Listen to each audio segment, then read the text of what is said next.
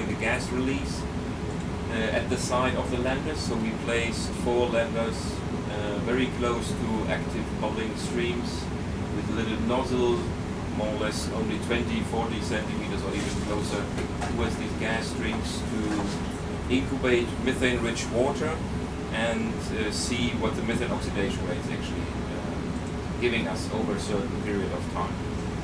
So the gas plant deployment will be reasonably quick. We make a flyover over the landers, then go to the deployment site, put the gas plant lander down, and point it towards the 5 landers, and then we move on and want to sample some additional clam sites and maybe bacterial sites further towards the east of the lander site.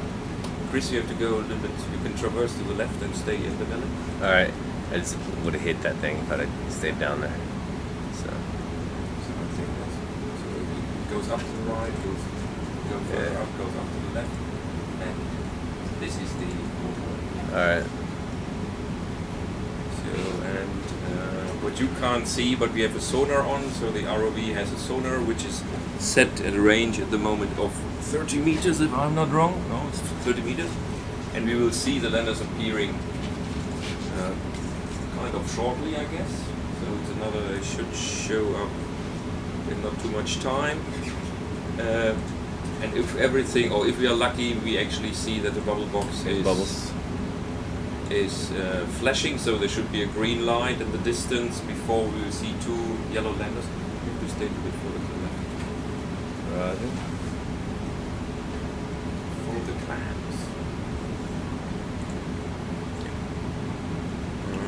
I see already 2 of the landers appearing, so this is one of them here, over there, and that thing there at the distance, that's the bubble box.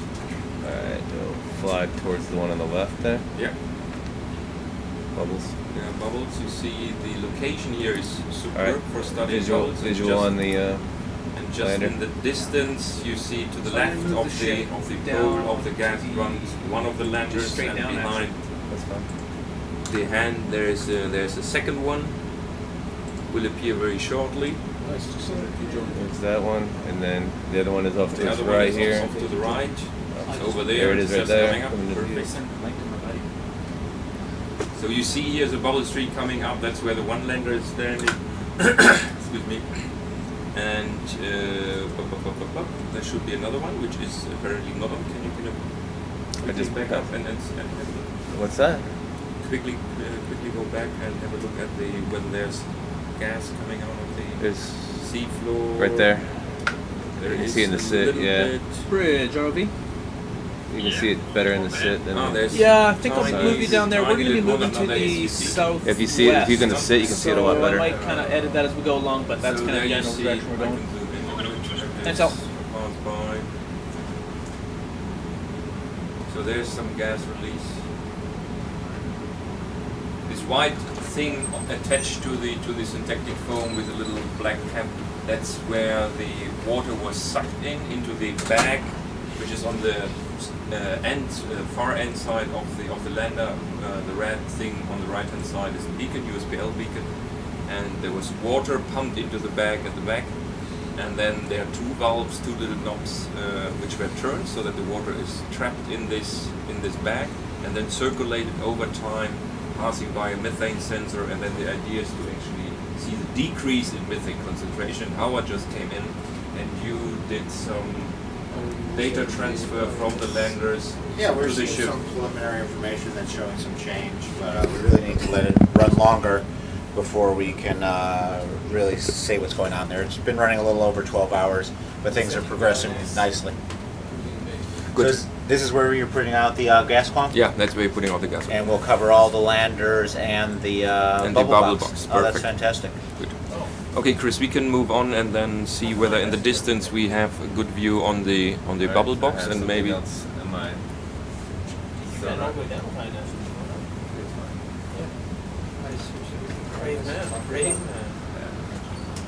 Okay, so there's gas. Alright, then so we pass this over. We pass it, so there should be this box here. There I see it to the left, and there you see there was a green flash, and there will be soon, every 10 seconds there's a green flash telling us that the system is alive, but is currently not measuring. The idea is to have 1 minute of measuring time and then 14 minutes of just standby. This is simply to save some power and also some storage capacity, because we have 800 gigabyte of storage and they will be filled after 2 days.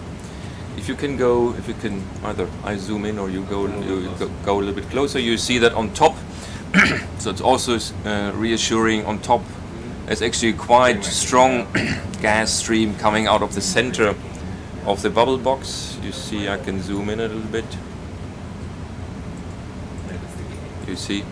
So this is what we are monitoring, and the idea is, I mean, there are two purposes. First is get bubble size distribution, that's one thing, rising speed, but we have automated detection and quantification algorithms programmed so that we get the size and the rising speed and the volume over time, and we want to use this to see variability, temporal variability that might be induced due to tidal sequences, that might be induced due to internal forces like sizes of shallow reservoirs under the seafloor surface that are filled up like a geyser and then release gas over a certain time and then are quiet for a little bit longer.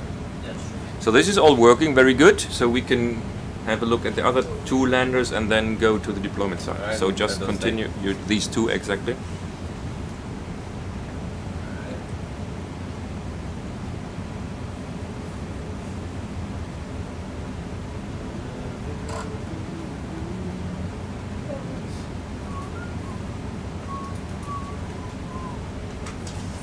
They should show up very shortly. So the distance between the landers is just 15 meters, 10-15 meters. I can give it to you more precise. Exactly. So they look same landers as the two before, same purpose, same status at the moment. They have water collected in the bags and the valves were closed to measure the methane oxidation rates. The two black parts on top of the lander, so the left one on this side, which is more roundish, is the acoustic modem to transfer data from the landers towards the ship, and the right hand one is an ADCP, acoustic Doppler current profiler, to measure water currents, but in this case, which will give additional information, it will also see the rising speed of the bubbles. So the ADCP measures X, Y and Z velocities of the water, or actually not the water but the particles moving in the water, and here we will see the particles will be the rising bubbles with very strong reflection, and we also see the backscattering strength in the ADCP, which can be converted at least qualitatively towards gas release, so the amount of gas. Okay, everything you see to the right hand side, I can zoom there, or maybe Chris you can fly over to the very strong bubbling side at the right hand lander. So we have different strength of gas release in this area. So, and the one lander was placed very close to a very strong gas side here. So it's actually standing almost a little bit in a jacuzzi. So the nozzle is on the other side, but the water currents go left and right and also shift methane-rich water towards the inlet,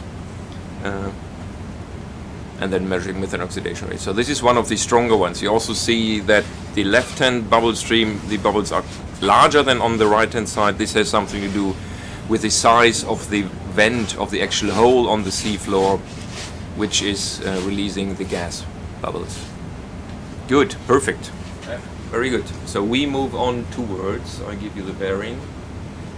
This is 130 degrees. 130. 130, and then 27 meters. Very big fish.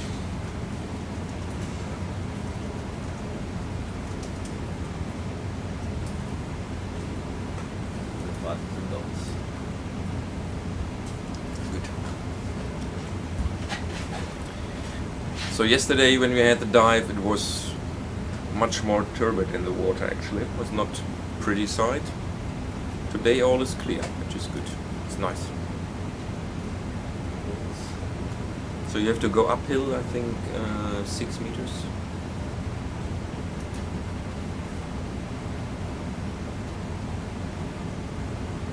And then we are close to the side where we had the gas one before, but we are a little bit off, so I think we are 7 meters off the previous side. So there might be some steps again. Yeah.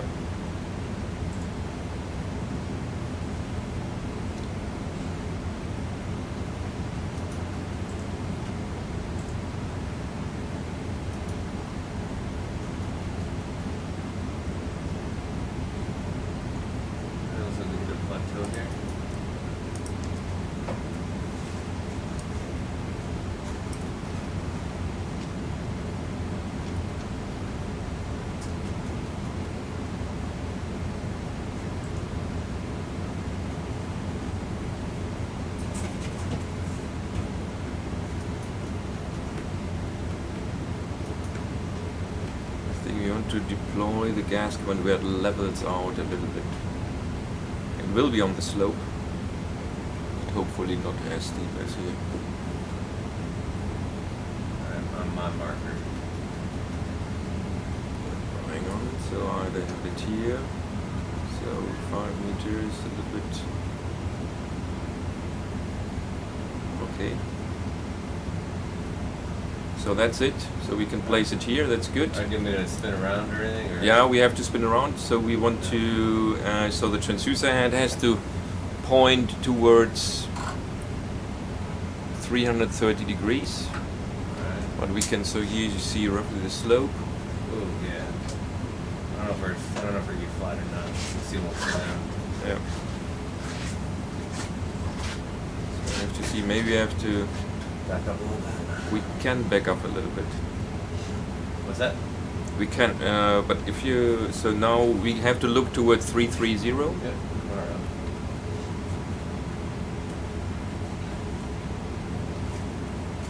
Maybe back up on the south. I don't know. So we can't. So. Alright, we're gonna come down. 330. Yep. That's pushing hard. Just whenever I try to.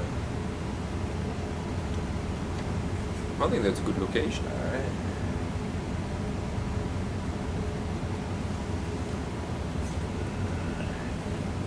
So, so the heavy part is towards us, which is good. So it should be okay, yeah. Should be okay. I'm just thinking whether we back off a little bit more to be a little bit more level. What do you think? Can we deploy it here? Let me look down to see how. Yeah. Go. Because it's. I think if we go back another, Oh, fish. just another 5 meters, it might be a little bit not as steep. Yeah, I can. Okay, because we were right on the edge of that slope. If you look forward, that slope just drops off Yeah. in front of us. Yeah, Maybe, go back maybe, 5 meters, yeah, see maybe, what's maybe, back yeah, maybe go a little bit further backwards. Bridge, ROV. I'm just gonna push you to the south there a bit, Al. Thanks. Yeah, if you look at our rear view, it looks flat back there anyway. Yeah, if you look at the imagery too, it looks like there's a top of a mound up there. Yeah. I think this might be enough already. Alright. That's okay, set it down here. Yeah, I guess you And see the, it. and the mist. Oh, we're down. We are down. Everybody saw it. Yeah. Touchdown. Okay, so let's see. We might have to reposition it a little bit. We have to see what the USBL is saying now, where we actually landed. So I have my little tools already. Everything is arranged. Measuring tool. So that's what it is.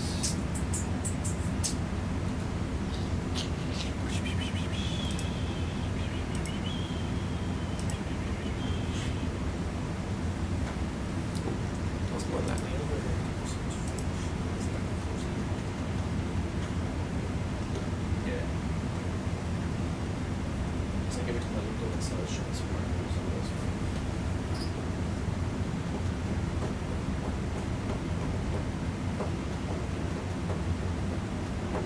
My turn. We can turn it a little bit towards this direction. That's good. Which direction we turn? Now I'm just thinking.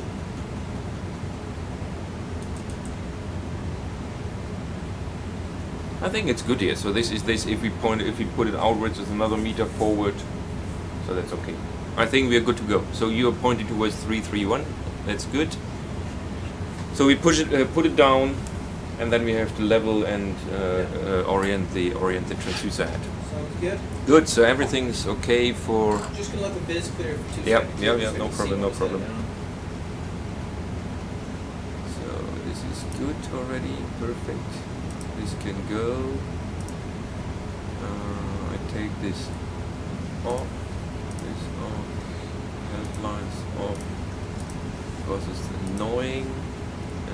We have this one here. We have the gas plant. We move the gas plant to. You go 331, which is here. So I think it should be.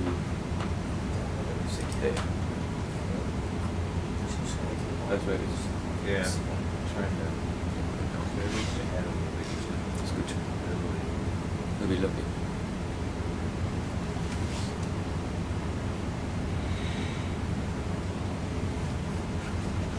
Good. So we switched the gas plant system on when it was still on deck. It is already pinging and recording data. We of course refilled the battery or put in new batteries yesterday, and we should have enough power for 3 days. I think we will recover the system either the 1st or the 2nd of July. So most likely it will not working at this time anymore, but we will have collected roughly 800. No, I don't know how many gigabytes. Not too much. Not so many. Not so many. Maybe 100 gigabyte of data at this time.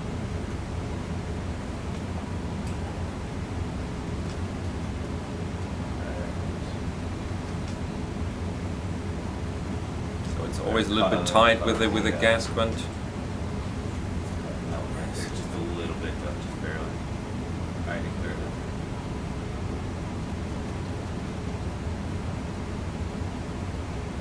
So these big pots where the one leg is now entangled, these are mussel pots. They are for later to collect clams in the seafloor, and they have a certain diameter, so you know that you collected so much cubic square centimeters or square meters of the seafloor with a certain amount of mussels in it. Okay, Clams. grab your forearm. Yeah, just get that muscle part out of there 'cause it's. We can porch out, can't we? Yeah. I'm gonna porch out with you. Alright. So. Okay, I'm live. Ready? Yeah, go for it. Fortune out slowly below. Okay, let's hit the same time.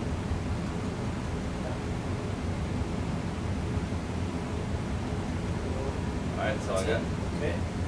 Give me your view on that science cam. So cam up. Science cam lower. Come on, just a little bit more this. Yep. Just wanna make sure I put that head on the top of that map. Where's that Hold on. rock at? Yeah, I can't read it. Okay, come up. Yep. I watched the yep, you're good, you're clear. Good job. So you can place it as you like, when it doesn't matter. We can rotate the head. I'm gonna force back in. Yeah.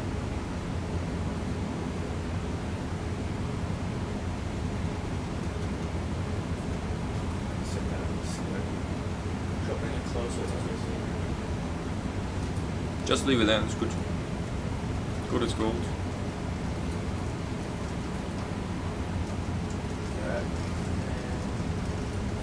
Good. So now we are. So now we have to. I think now we are looking. Oh, that's good. So the handle is in this direction, so we should be able to straighten it out. This is 331. Hang on, maybe we have to. Hang on. Da, da, da, da, da. That's what I want to do. That's what I want to do. And now from here we want to look.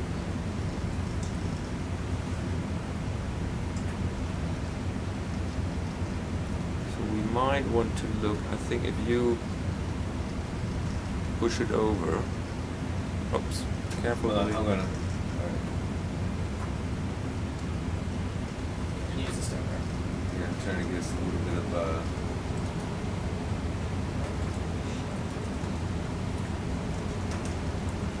Alright, there's our 331 reference. Is the course right there? Okay. You can turn off the lower light. Alright. That's right. Want to use this arm?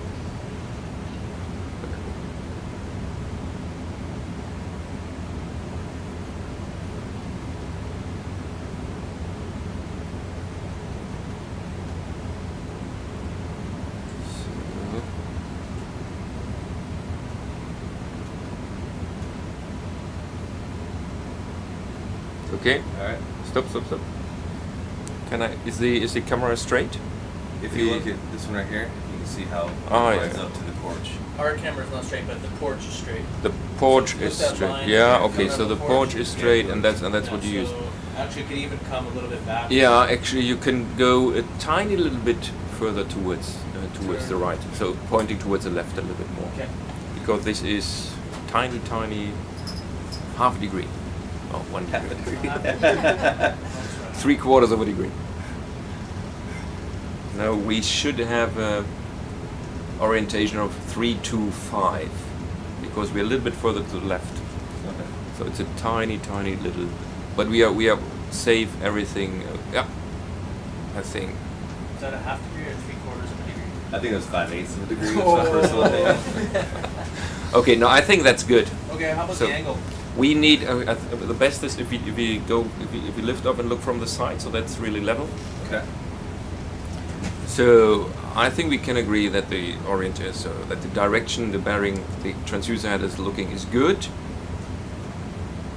And now we have to level it out that it looks horizontally.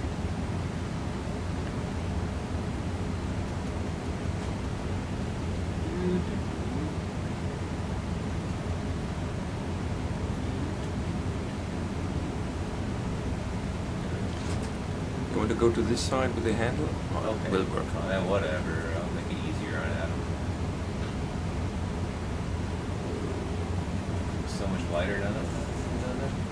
They find a different vehicle. Find it away. What is this? This looks funny. Water. It's a little bluish wormy.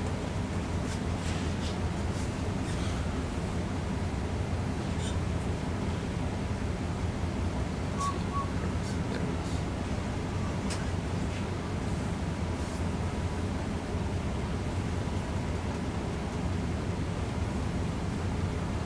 So gucken, ob die links an ist. So my colleague is just sitting next to me, and there's so the top is the transducer head, and the two bottles, big pressure housings at the bottom. So the right hand one, the shorter one, is the electronics.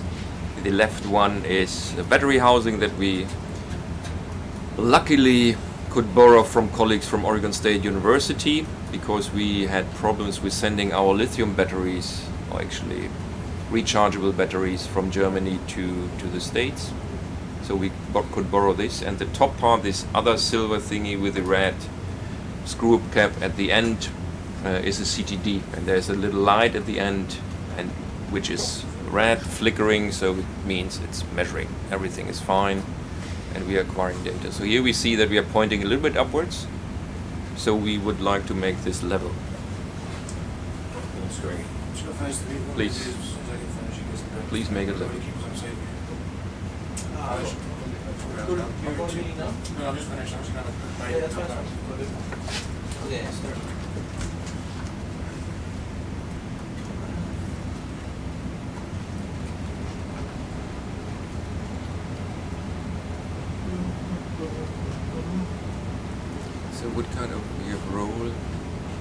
7 degrees.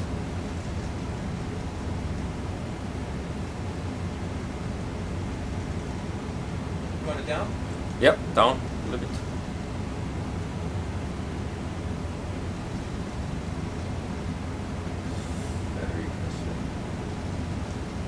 So now we can do some joint things. Stop. So your roll of -7 degrees means that we are down on port side. Yes. So we are down 7 degrees on port side. Yeah, whenever I So if you're looking at this level now, that means that's down. yeah, towards whenever I the whenever I so- sat down, it went like this. Yeah, because it's sloping off this. Yeah, way. it's sloping off this way. So our camera is also tilted like this. Is it right? The camera's not tilted. It's Well, centered. No, the If the whole thing is like this, we are The tilted like camera's this. tilted. Yes. So if we have it level, we are tilted. If With this we one. if we have this level right now, yeah, we're tilted. all right, that is level on the actual lander, but the lander is in theory. If it was me, I'd bring it up this way. That's what I was just thinking. Yeah, Yeah. because in theory the whole thing is like this. Yeah, so we are tilted. So you bring it up. So you lift it up a little bit, and then we all agree on an angle where we think it's horizontally looking.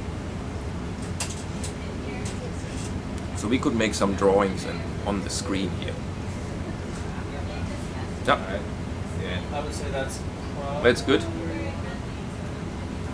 Happy with that? I'm happy with that. It's good. So let me please do some bookkeeping here so that I write it down. I got a marker in here as well. Yep, I have a marker as well, but that we okay. Gas quant placed and adjusted. Whoops, what is this?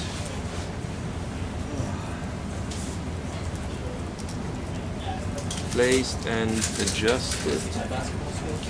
Adjusted towards 330 and had horizontally adjusted to horizontally adjusted, considering roll of the ROV.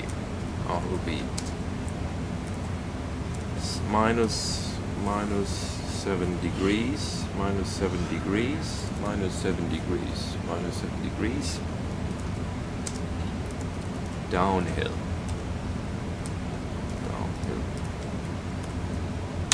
Et voila! Perfect.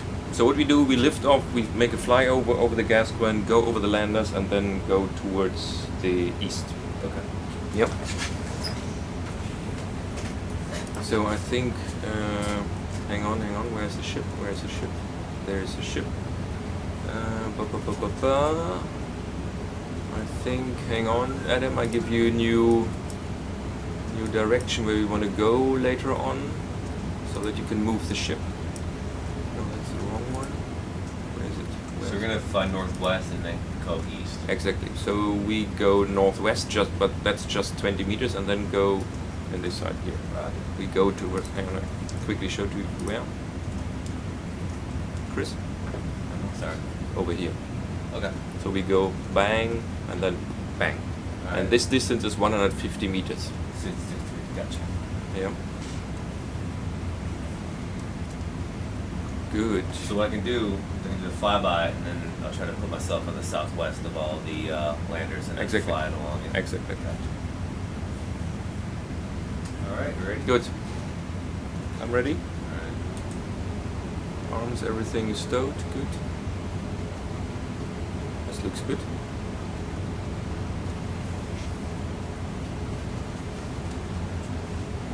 What are you heading? I want to go to the southwest of all the landers, and then we're gonna go 66 degrees roughly. And I give you a new coordinate for the. You want to just give me a range of bearing? Yep, I do. 330. Can't see anything Oh, right hang now. on. It's not this one. This is where the clamps. There are the clamps. Oops. is for clamps. Make the clamps red. So these are the clamps, hang on, and we only want to have the last clamps. So we want to, at the end of the day, we want to go towards 53 degrees, 100 meters from where we are now. Okay. 53 degrees, 100 meters. But we're gonna fly away from here before we start that transit. It could be this green dot up there, further to the right. Is there something with clamps written? Pink clam bed, yeah. Whoa, whoa, whoa, whoa, whoa.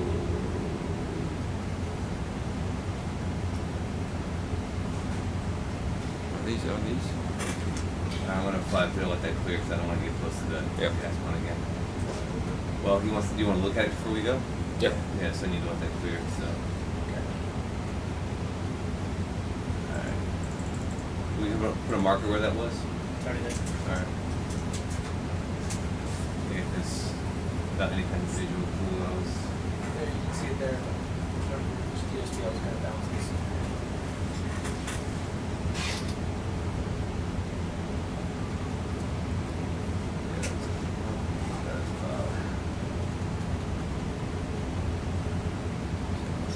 This will be the sound, I think. It's good.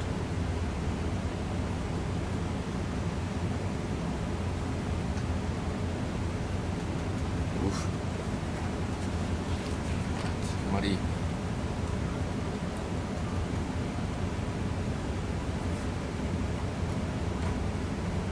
There it is.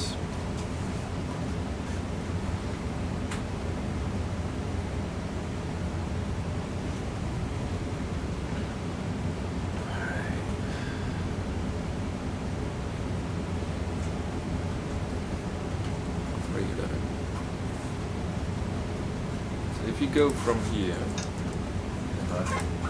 See it? it's there it is. Tiny. I had it a second ago. Yep. No, it's But here. that's it. No, we're still in that cloud, so I can't. Yep. Yeah, that's okay.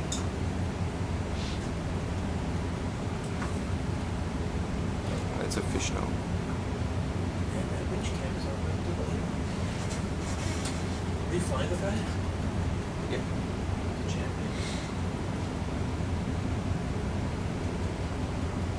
It's a man with 1 second patience to fly back.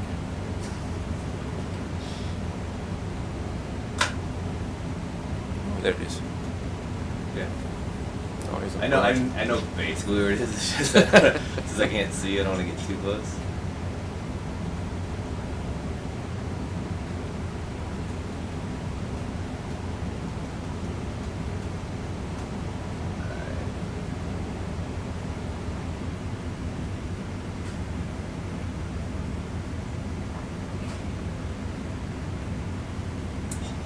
Perfect. This looks good.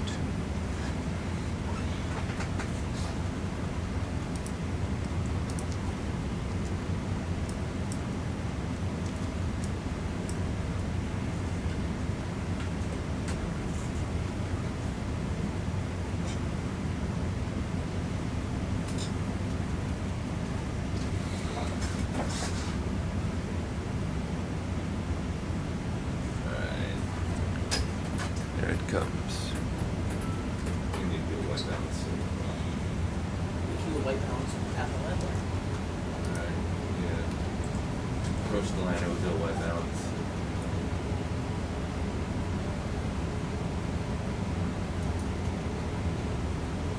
Okay, perfect. So you can fly over. Yeah, we're gonna do a white balance on it first. Yeah. Ah, white balance. Okay. Yeah. You want me to zoom in? Sure.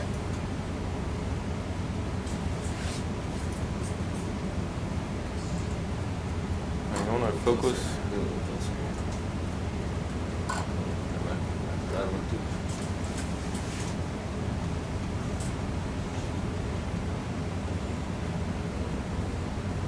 Alright, no more green. Alright. Okay.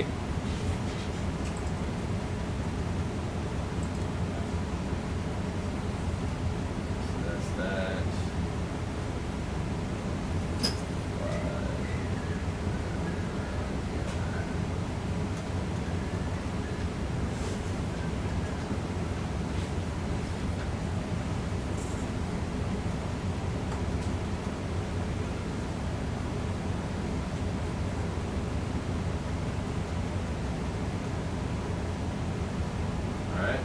Perfect. No. Now you have to go towards 300. 300.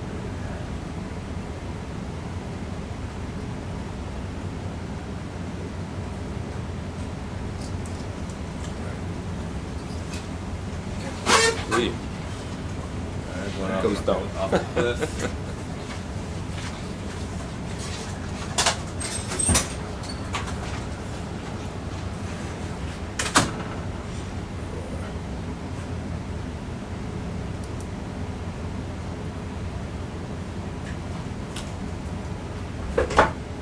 I think you have to go towards 280. Right, I'm just gonna get over this button. Yep.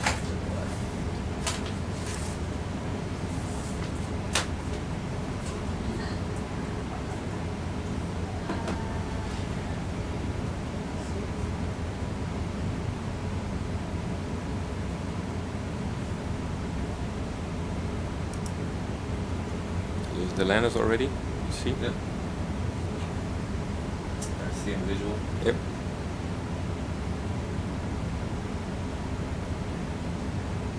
Alright. All those bubbles.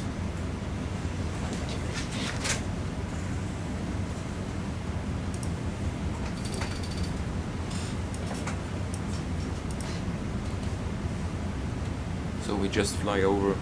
Alright, what heading? We are heading towards 64. 64, alright.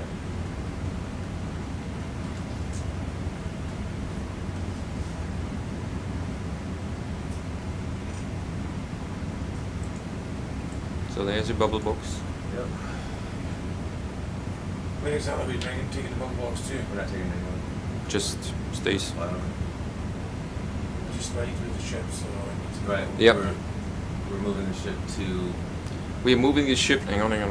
We are moving. So I can tell you, Just tell me where you're going. Yep. comes up very soonish. Comes up very soonish. I just have to press a button and find my window. Good, Jeremy. So we are going towards 70 degrees, 90 meters. Okay. I've got a ship's moving there for you due north. Yes, it is. There's another. There's the other, exactly, fly over, and then we head in this direction. This gentleman right here, or lady? Then the other one, and then it's good.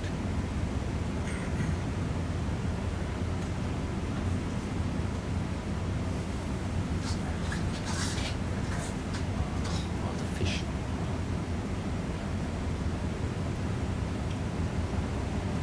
It's good. So, colonized by sea urchins already. Okay. Alright, 70 degrees.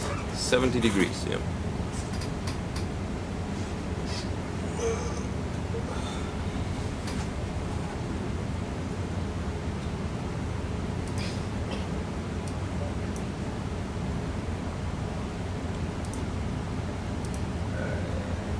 It's a fish. Hmm? Yeah. There's the shot. Amanda. So, Yes, everything deployed, everything looks nice. everything's bubbling. Still bubbling quite nicely, it's good. Do you want to go eat some breakfast? Yep. Okay. So Chris, 64 from here. 64. So I think the red dots over Great. here. Yep. Thanks so much. I hope. If not, Look around. but I think it was over there. Another interesting good side is actually here. Here it was very strong bubbling. Okay. We saw this. I think we locked this in when we had the multi-beam survey. Yeah. I think this area is not bad. Just hang on. Not a lot. Oh yeah, you do. I don't want to eat. You fix it Okay. early. I forgot to write this down. Okay. Excited about your gas plant? Yeah. Team effort, team effort. Thanks. I have it Team up effort, there. everybody. Okay. Okay. Thank you.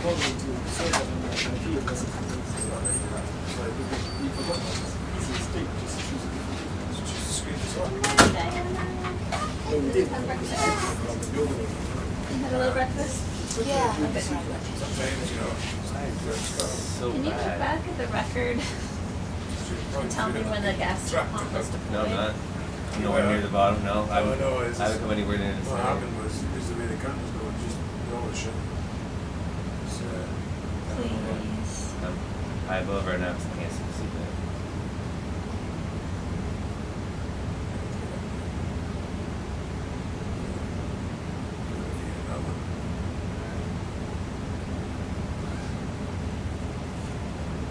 So we deployed an oriented and we're finished at 1443. Thank you.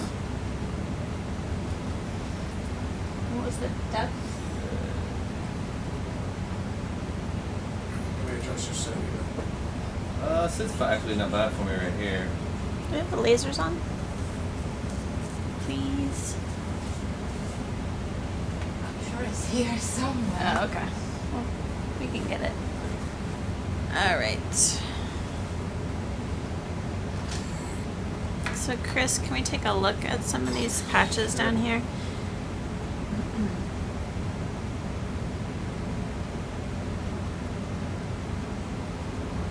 Lots of urchins. 480, Amanda. 480? Thank you. There goes that. Sorry. Alright. 78, right? Yeah, that's fine. Guess, can you bump forward? Yep, I think I you're am. on a ledge or something.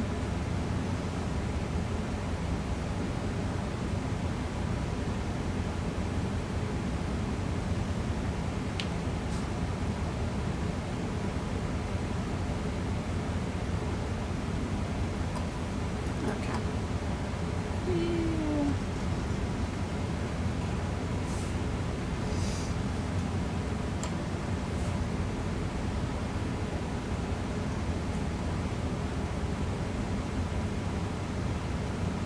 Alright, here comes a cliff off to the side here.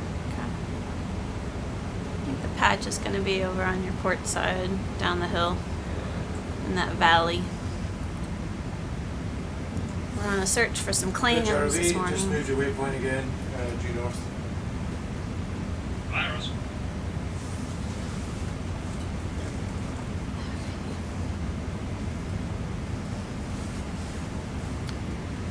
And here we are.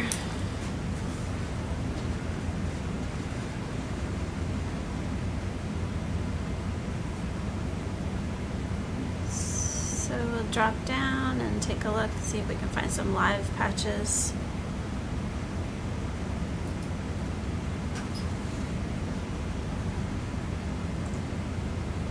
Ah, thank you.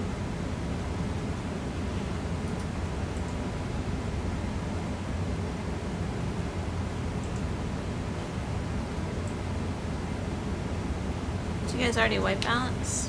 Yeah, I'm good again. Just seems like, I don't know if it's the way the lighting is or because you're off bottom. It just seems really like red. There we go.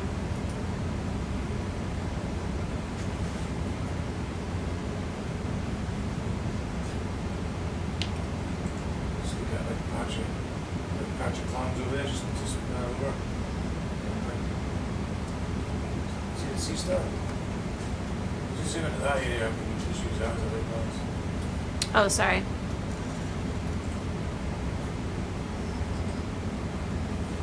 I see this patch of clams.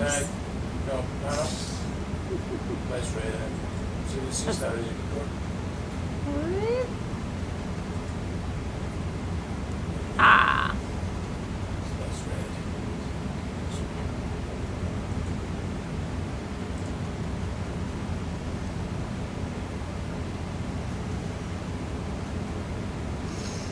There you go. Ooh.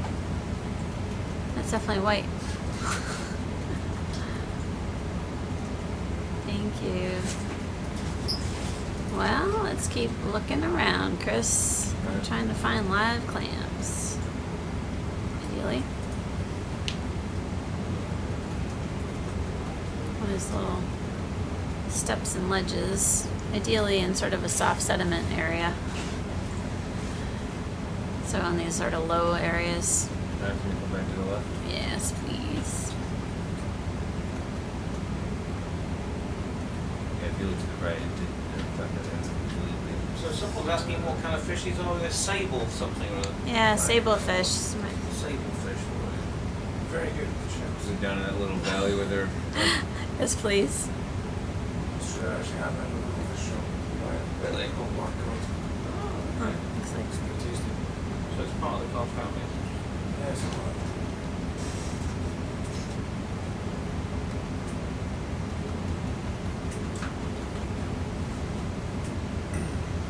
These are tasty numbers. Well, they're all fish. Oh, yeah.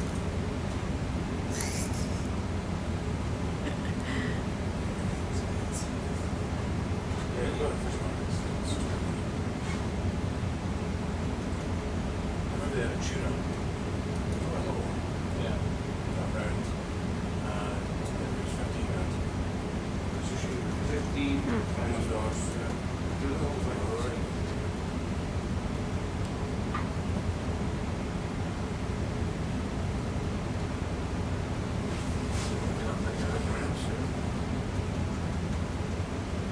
seeing a lot of dead shells.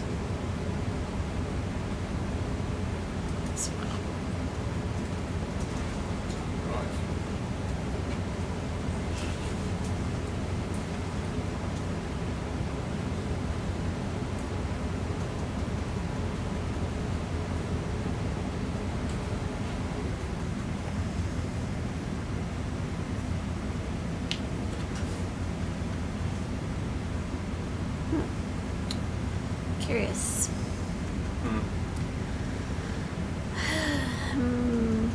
Not finding any live ones in this sort of valley here, but keep looking around.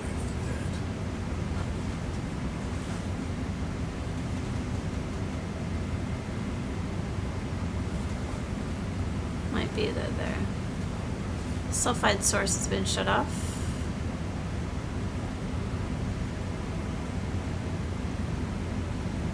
I read this morning that rovers found methane seeps on Mars. What? The rover on Mars found methane seeps on Mars. Indication of possible life. It looks like the Sea Star has a piece of kelp.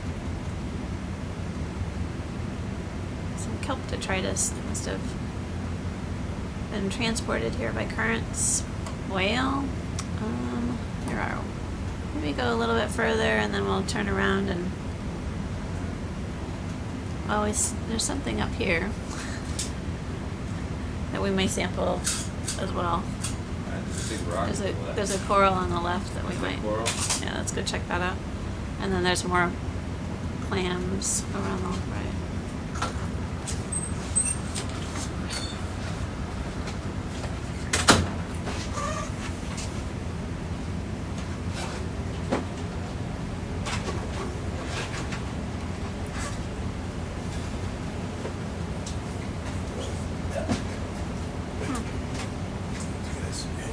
Coming up on a deep sea coral called Paragorgia. It's also known as bubblegum coral. Getting closer. Very good. Hey, I'll show these studies. what's the BC government? Can we try to set up to collect a piece of this? Sure can. Good morning. Morning, everyone. I don't think I said that. We're gonna put it in the. Sorry. So sorry. We're gonna put it in the quiver. Yes, please. So used to y'all, I guess I just. It is mundane to you now. Oh, there's a little crab trap over there.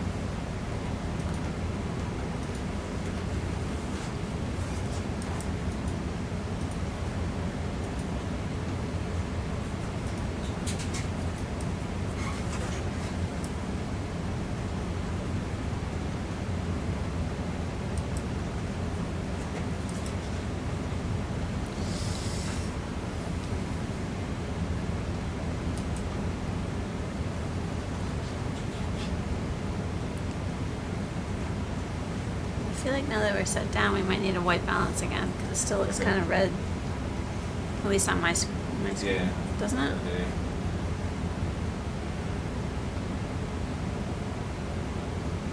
Yeah, it looks better.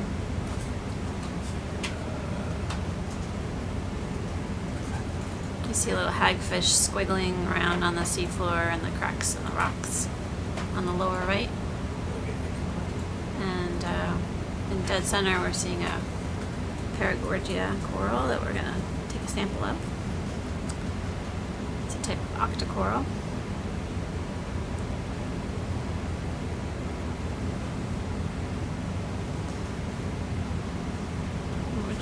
Which side are you going for, mister? Coral cutters. Waiting on me. Whee!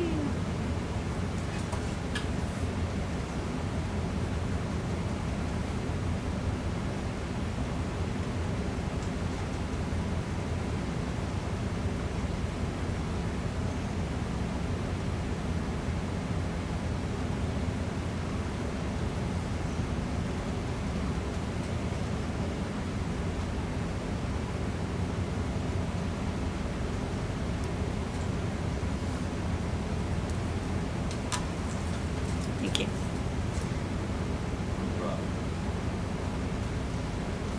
Just a little snip. Yeah, so.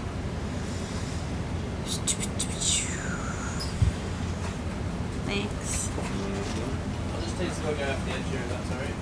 Just a little one. You can like. Right here.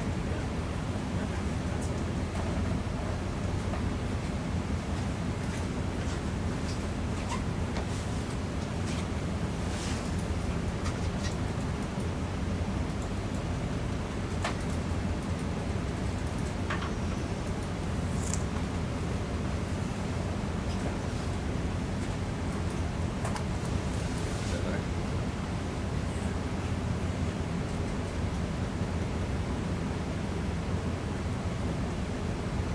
Zoom in on your sit.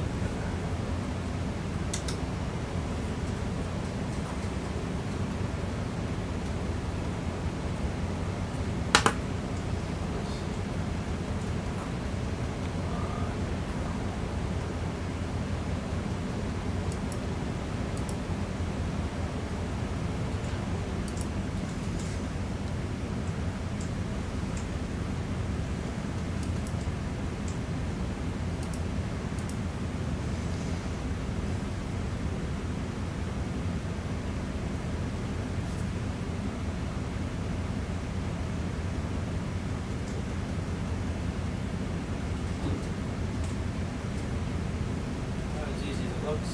Bubblegum coral is chewy. Bubblegum coral is chewy. Yeah, thank you. Yeah, it's very elastic. It bends.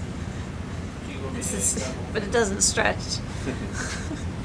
So it is. If you get the blades, and we were able to like snip it. It's just if you get those blades in there, but I don't know. I don't know if the blades are a little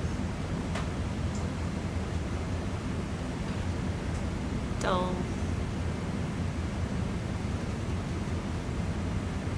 Nah. Interesting. It's not doing anything to it. If you look at it. No, I see that. I'm just, yeah, we were able to Take the snip whole them thing. yesterday, so it's okay. If you're not. Sorry. I don't know if like the jaws, if like the blade on it maybe just. The razor sharp. I don't know. I don't know what to say. Yeah, if you're not getting a good bite, then I wouldn't worry about. I don't want to take the whole thing.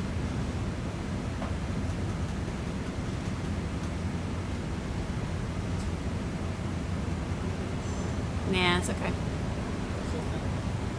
Yeah, don't worry about it. No. That's fine.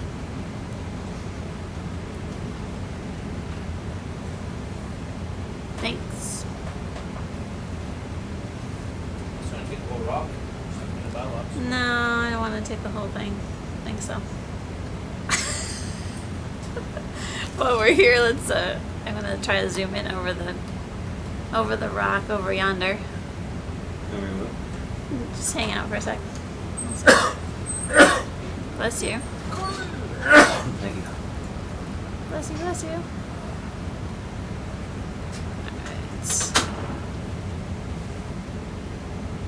So that looks like a live patch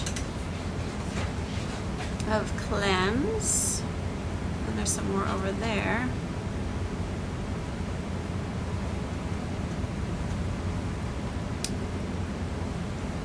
Looks like that's a possibility. I'm looking for basically a decent sized patch that we can muscle pot and core like we've been doing. Coring I think might be tricky because this all looks like pavement. Yeah, I sat down. You're hard, yeah, on the hard rock rather. But I'm not really sitting down right now very much, but it doesn't seem too. Soft and Yeah. squishy. Horrible. Alright. Rubble.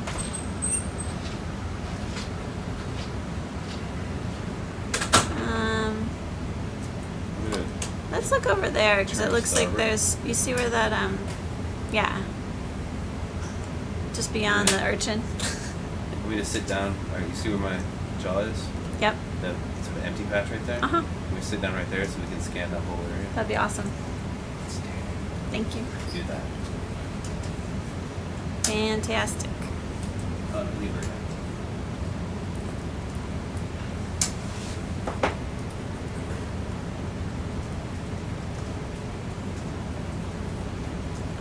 I wonder, did you guys fix the tie gun on the jaws? Is it fatter? Nope. Isn't it? Don't. I got you.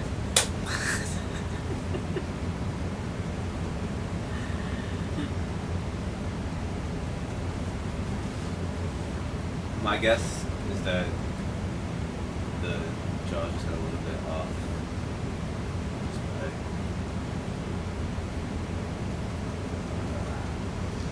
Yeah, we're not gonna go over here right away. Okay. This might be tricky for the muscle pot too. It's gonna be really, really hard to get in any depth.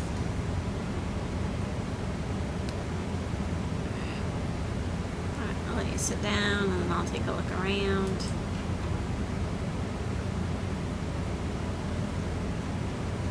Lots of clams.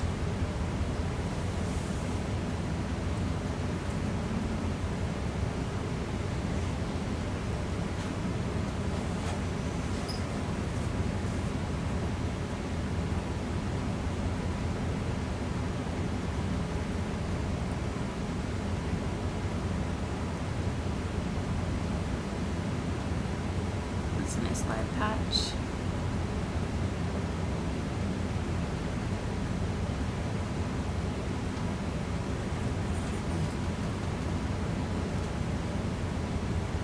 Centimeters across.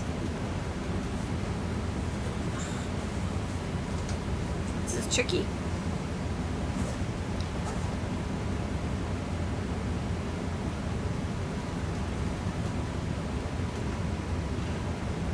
This might be the best spot. Do you do some muscle potting? Yeah.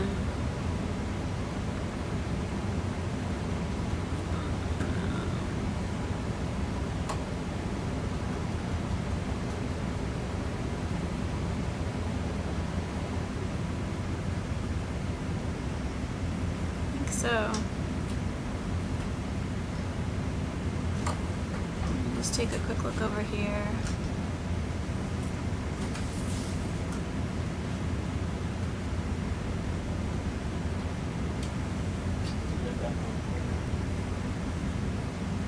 Ben's in there. So I can fly away. Let's see. Actually, I think this patch is better. You can see it right off the That guy? that guy. Dark spot? Dark spot beyond those two urchins. Mind if I sit on sets here? Or do you want me to go around? I can try to come around to that little bare Whichever, patch. because that's, I don't know if you'll be a little higher, but either way. I'll have to sit in that bare patch. I won't do as much damage to the... Yeah. That's fine. Every time you say bear patch, I think of bear rabbit, bear fox, or bear. In the briar patch.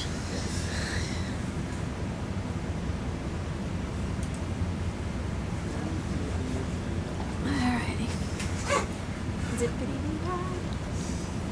Wonderful. beautiful day.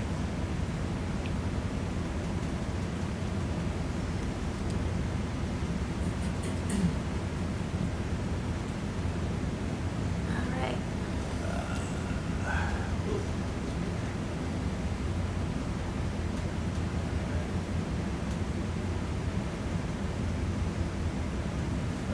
Get real close. Is that black spot in front of me? Yeah.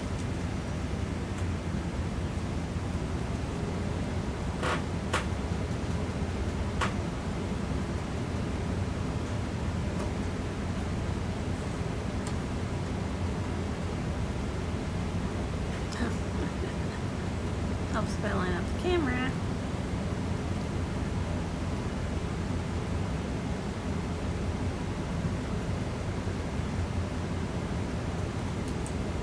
So will you be able to reach with the muscle pot there, where the lasers are? Yeah. Okay. Alright, before we do that, we're going to put the cap back on. Mm-hmm. How you get about that? Alright. Starboard ram.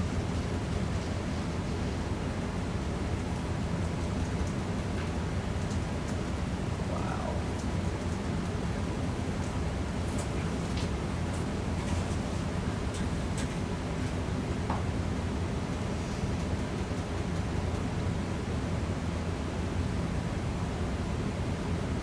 Barely see it on the far side.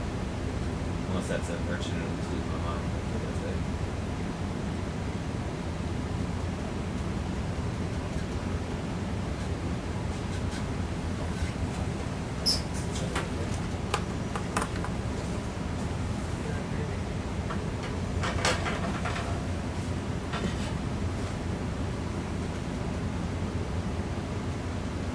Maybe a little porch in or thinking of it easier.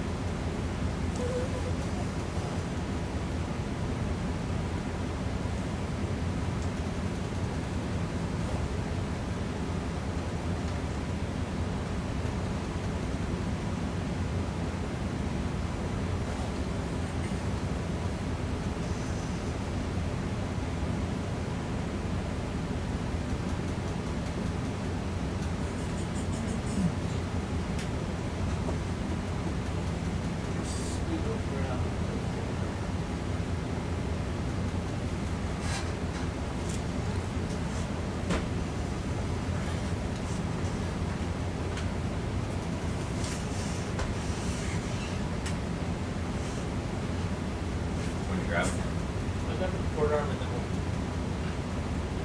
turn to the start. I don't know that one yet. Fortune out. Okay.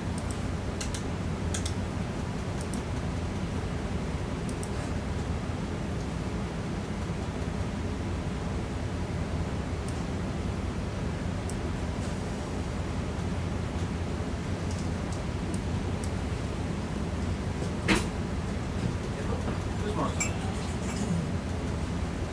Come over your questions yet? Turbo. Is it a no?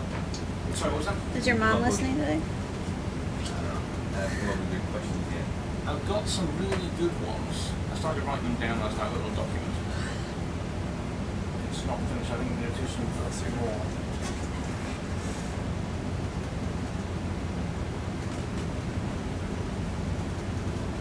She's retired. She wants to be asleep.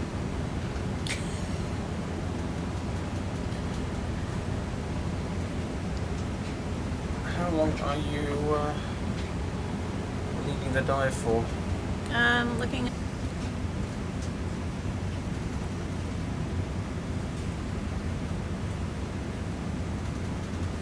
Right, that's not good.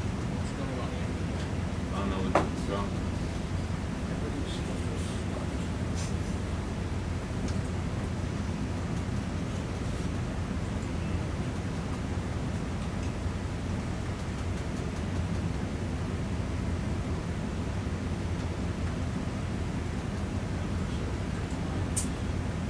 up with the start.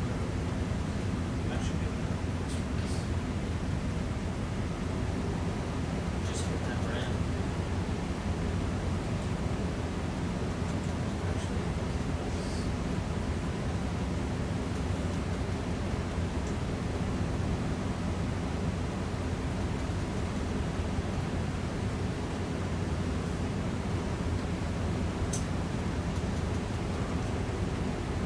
So if you have to, you can get it out of the bucket with one grip, set it down to the side, and re-grip if necessary.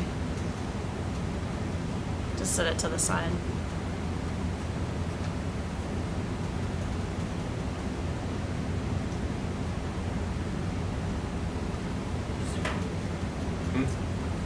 What was that?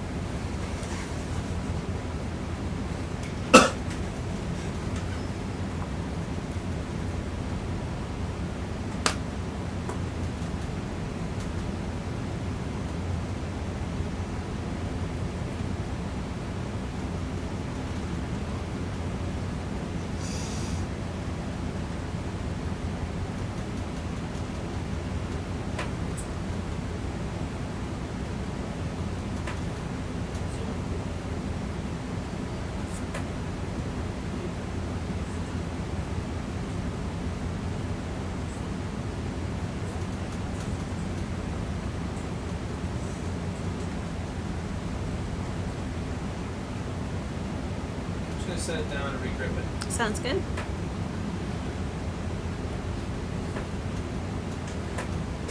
That. It's gonna set it up.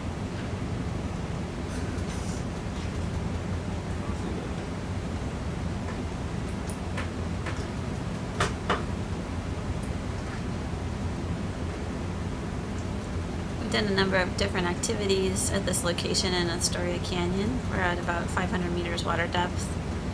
Yesterday we did a lot of work setting up our mini observatory. We deployed 4 UNC landers the night before, and then yesterday during the dive we placed them. We toggled the pumps. Can you... Oh yeah, you're gonna see readjust or...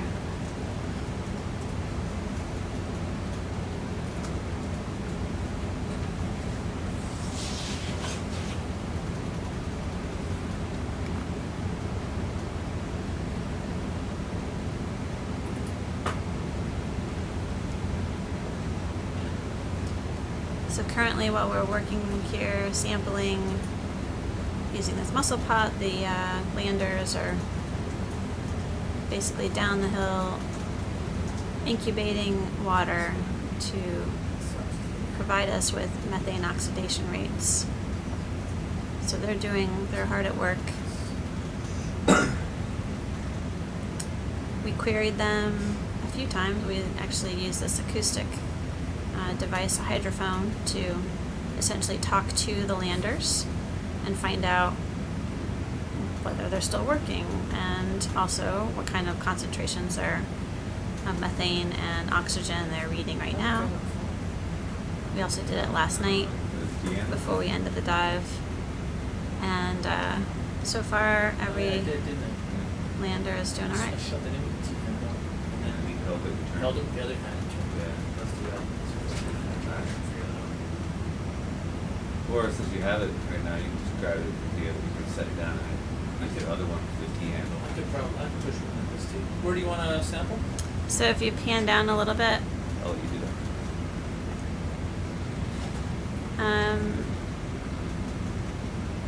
actually it looks like where you have it is good as long as it's not right over that urchin, from my perspective. Hold on a second, can you intercept as well? Yeah, that looks great. Right there? Yep. Okay.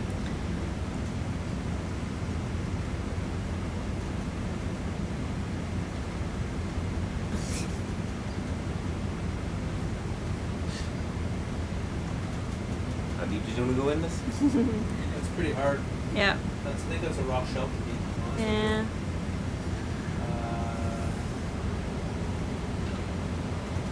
guess can you try the patch just to the left of it? You may have to sort of shimmy it a little. I don't know if you have to regrip it to do that. I can see the rock.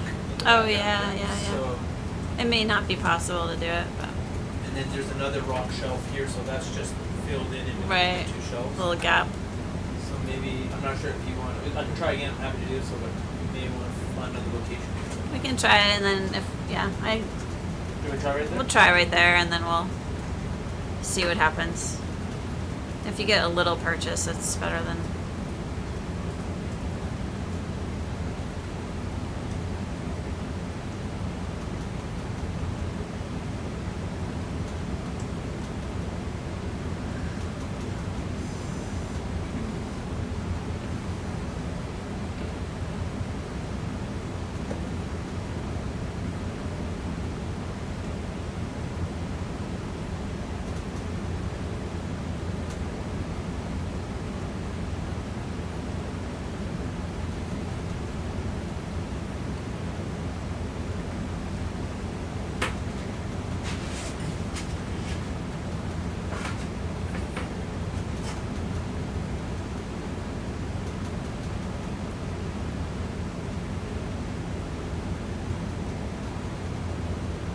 You just look down and you'll see that rock shelf is. It's kind of right there. Maybe I'll try right here.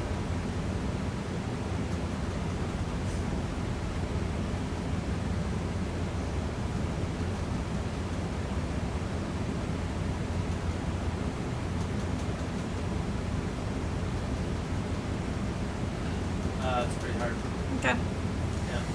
Well, I guess stow it, and then we'll roll. I think we might have to go back down to Bubble Alley because there are some smaller patches down there and with softer sediment. But wanted to give this a whirl, give us some data from this end of the seep, if possible. Are we changing locations when we come back up? Yes, we are.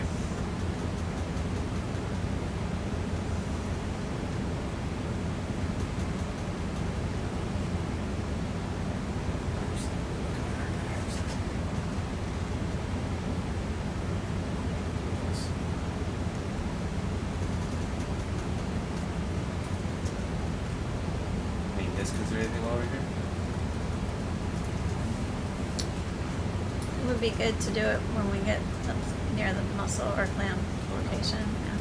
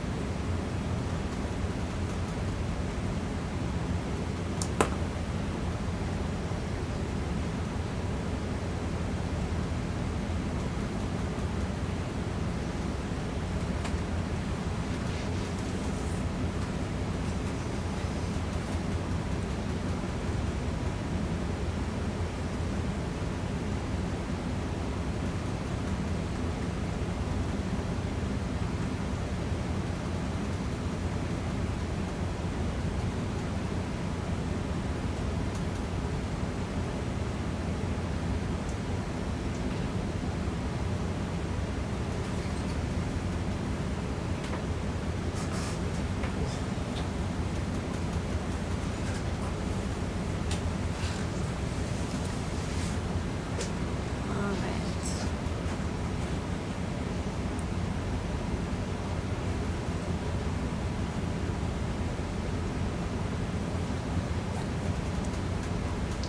Okay, so we'll just head downhill or through the valley. Let's go 250.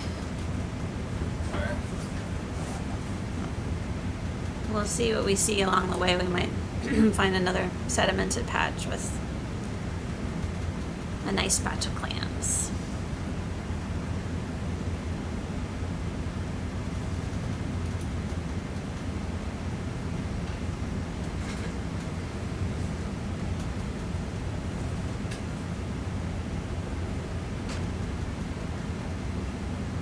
So as I was saying, the landers that we deployed yesterday into the Bubble Alley, or Bubble Valley, they're hard at work incubating water that was collected in situ at the seafloor.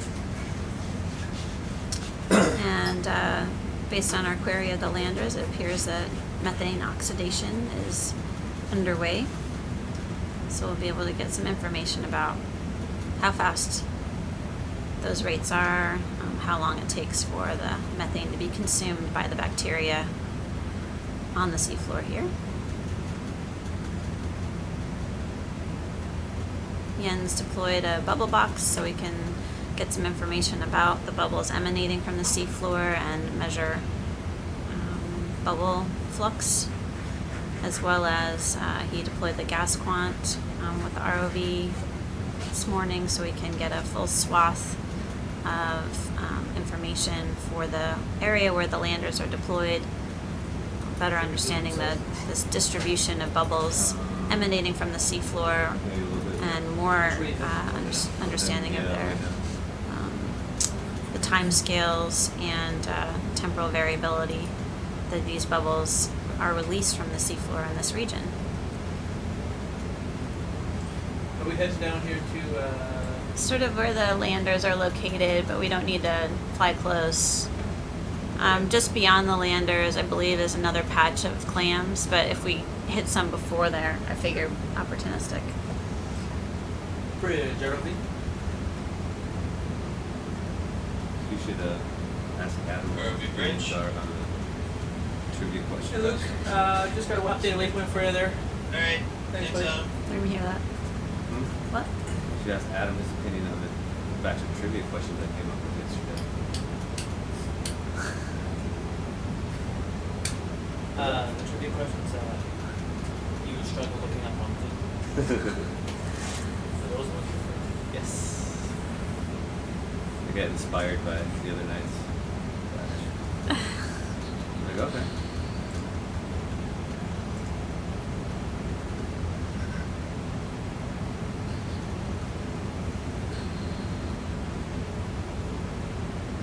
But your knowledge of this song will give me confidence you'll know one answer that not many other people will.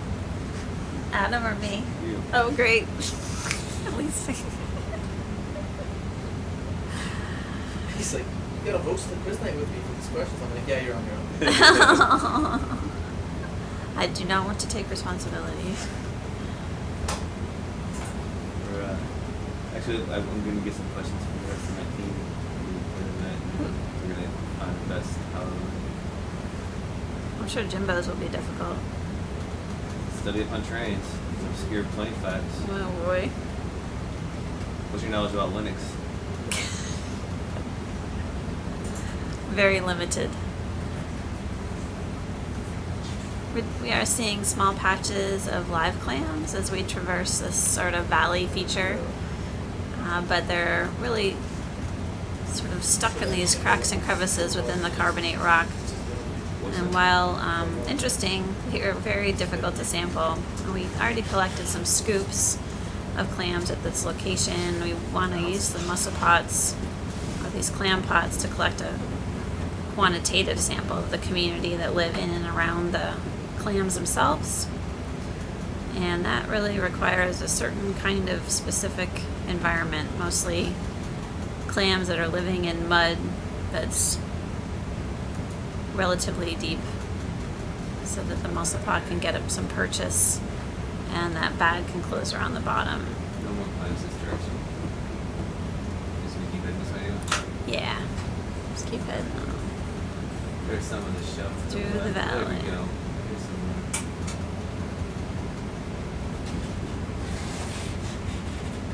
I'm still seeing a lot of crust. I'm guessing that, again, this is sort of hard pavement with some fine sediments, a really thin layer of fine sediments and patches of clams here and there.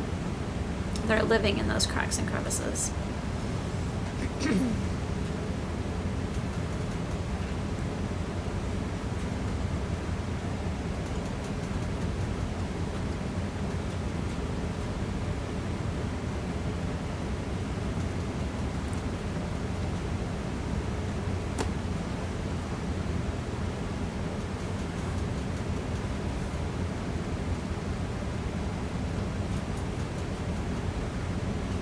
It's interesting that we've been to this site several times now on this cruise, which has been incredible to be able to really characterize a site like this.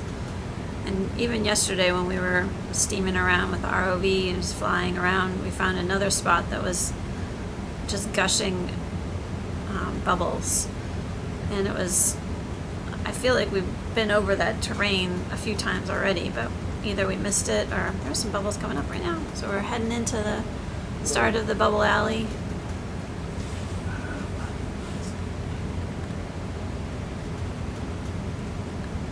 See those gas bubbles rising up through the water column.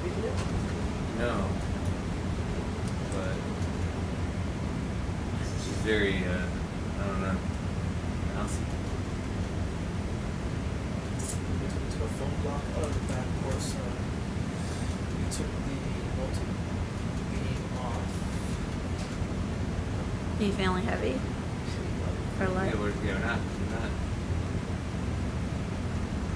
She's, Some carbonate block on the right.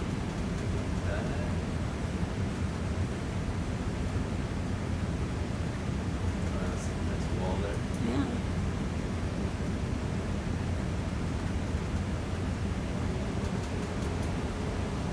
Anyway, Get we're back just, to the valley. yeah, head back to the valley. Anyway, we're really fortunate to be able to have all of these dives to really explore this area carefully. And again, it seems like every dive we see something a little different. You know, maybe the bubbles that we discovered yesterday, that big sort of plume of bubbles on the seafloor, just wasn't gushing the previous time that we were around. So there seems to be some real temporal variability or a change in how these bubble plumes behave over time throughout the course of the day, and potentially we got lucky yesterday.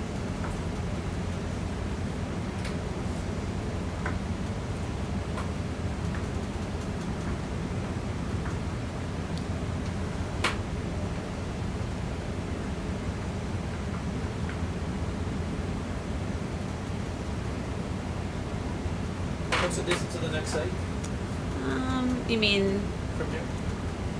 the next dive site? It's 20 miles. 2 ways. Yeah, will probably be like an hour and a half or so.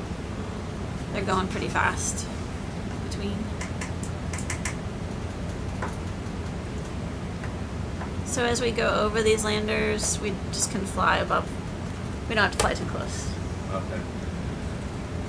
No reason to look at them closely for the third time today. No, I think they're still there. I don't think anyone went down and moved them, so we should be good. What are we putting on the board? Just a milk crate, some scoops, gas tank samplers. Muscle pots.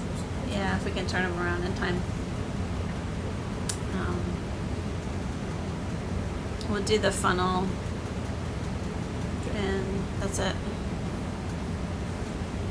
Tomorrow I already got the gas tights ready, so. Okay.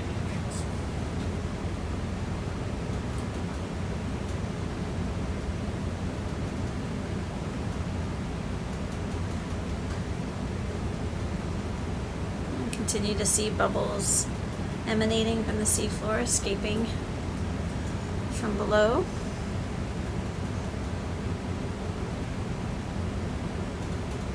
Pretty predictable in many ways. We've been able to see these gas emissions on a number of dives now. Some of these plumes are relatively isolated. You can even see the holes that the bubbles are coming from pretty clearly. Let's do it in one more. Yeah.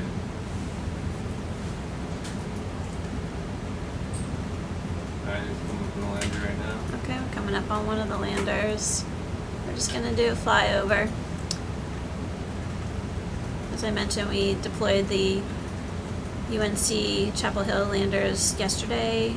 Actually, we deployed them the night before from the ship, and then placed them using the ROV on the seafloor at specific locations where we saw bubbles escaping. Currently, the valves are closed and they're incubating water, doing their job. And here's the bubble box flashing away, imaging bubbles coming up from below.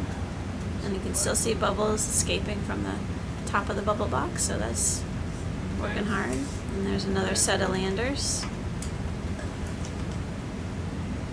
And then we're just going to head sort of upstream of all of these instruments to try to find some nice patches of clams.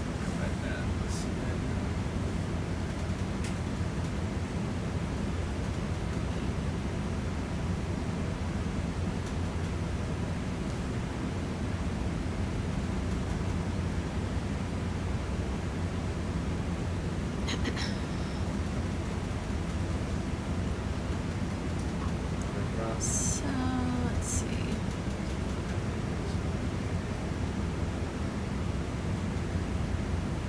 I tried 237, 240.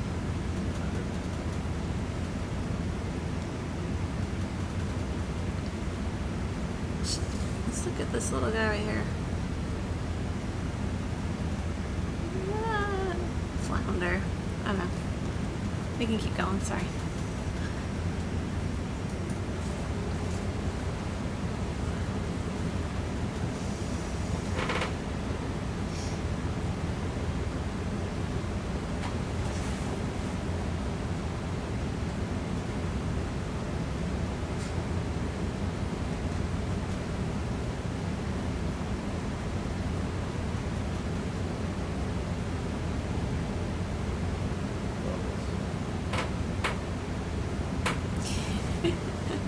We're so used to seeing bubbles here, it's kind of becoming commonplace in a way because we know we're going to keep seeing them. But it's a very gassy place.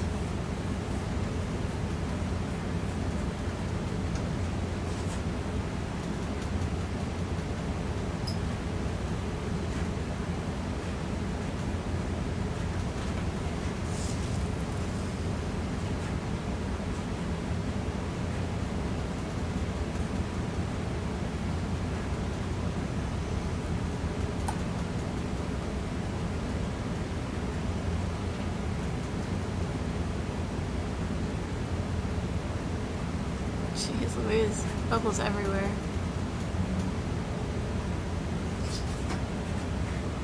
So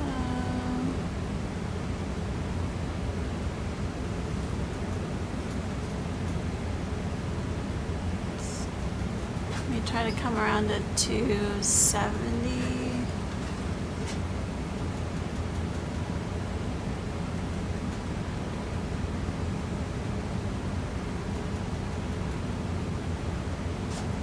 Continuing to see lots and lots of bubble streams here.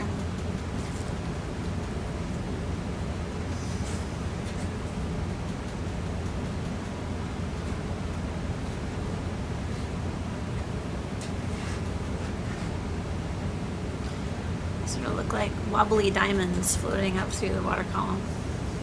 Super visually interesting. Let's see. We gotta get around the other way so So we can focus. The bubbles are obscuring the seafloor currently because there's so numerous things. Let's see.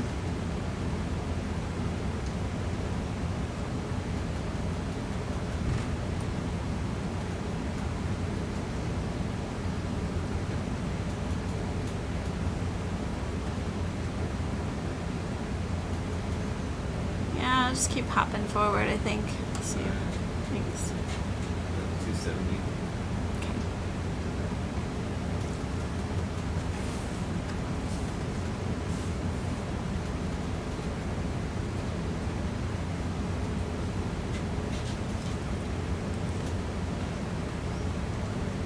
Looks like there might be some more promising patches coming up.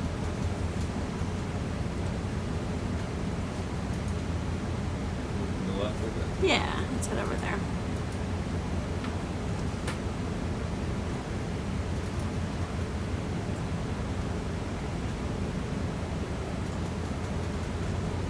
Yeah, Hey Luke, Adam here. That's an updated waypoint for you.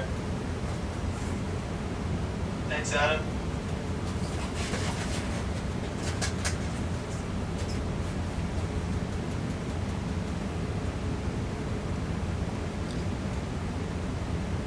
This looks better. If we can come in a little closer, I can see which patches look better than another. We're looking for a relatively high density or number of clams that are alive.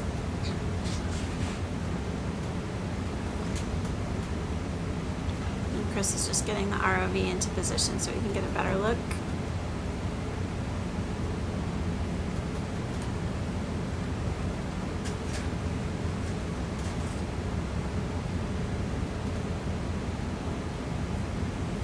So,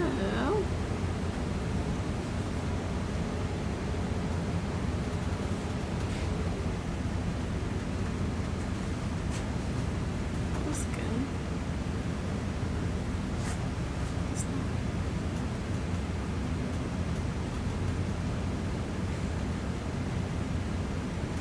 This area looks pretty good right You see here. that? Yeah. That little black spot right in front of us. Right next to that sea star.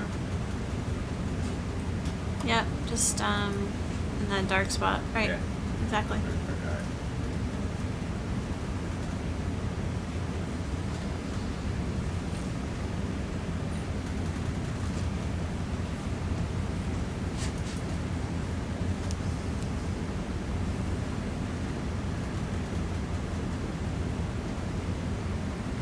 As we set up to sample these Fish is protecting clams, just want to remind everyone we're basically collecting clams that are known to thrive in steep environments like this. Clams have bacteria that live within their tissues that use hydrogen sulfide and convert it into food or nutrients for the clams to survive on. Clams are also able to filter feed, so they can feed on the particulate material that we see floating around, but they really truly rely on those endosymbionts for survival in these environments here.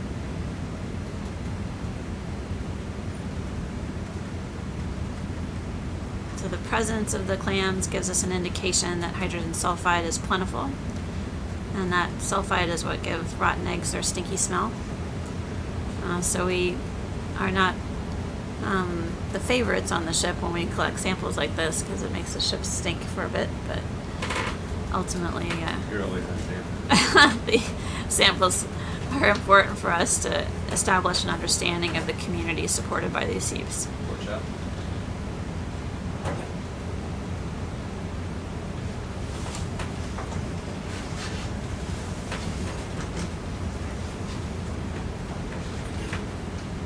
Okay, coming live, quarter. Roger, roger.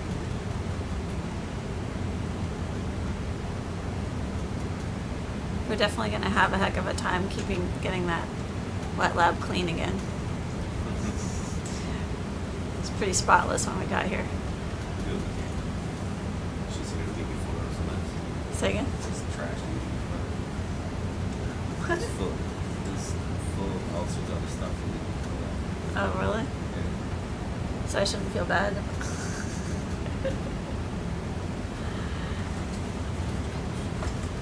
Some cup's empty. No tea anyway. I was going to take... Oh, you don't have to take... I was I've thinking... got loads to take back Are anyway. you sure? I did a cup, man. Thank you. Tidy. I haven't had a chance to go You yet. still working on that one? No worries. I won't take away quick. Haven't had a chance to go down. Take my cup. Sure, so it's right there. You need to concentrate on the sides. Okay, thanks.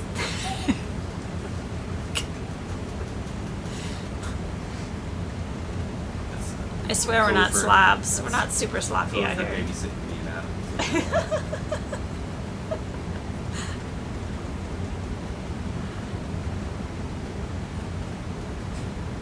So it's brought down. Yep. Yep. One second, so much better angle. Yeah. All I needed to do was back down. There you go. Sorry, There you leaving that way to go. go. Little Oh, perspective.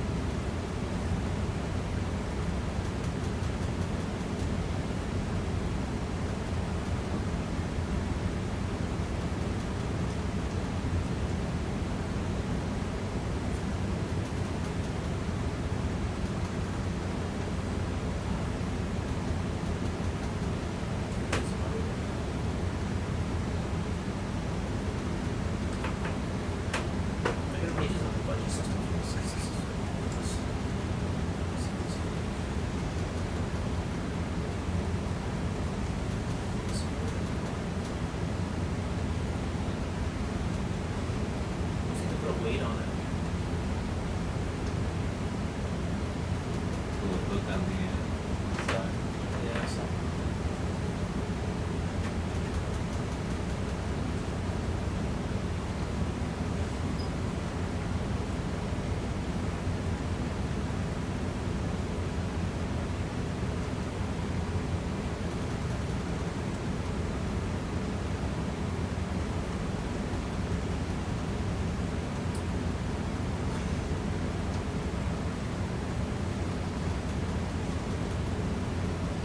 That's porch all the way in there. Maybe a little bit more. Yeah, see what you do. There you go.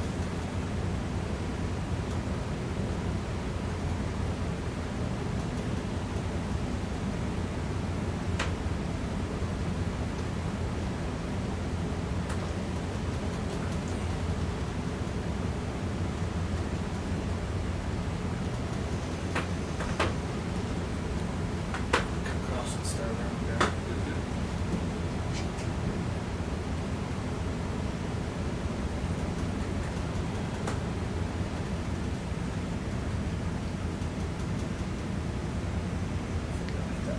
How do you feel it? See us go? Uh-huh.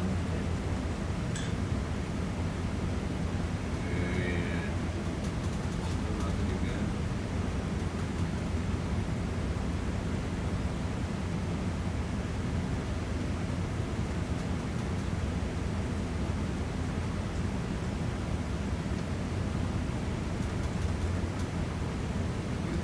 Okay, so Alright, gonna let go of that, I think what I'll do is I'll set it down in the clamps where you want it, then I'll grab it by the handle, shimmy it in, and I'll grab it with the other arm and hold it. Okay. Gonna let go of that, Bungee. bungee, fortune, better. Yeah. I can do it.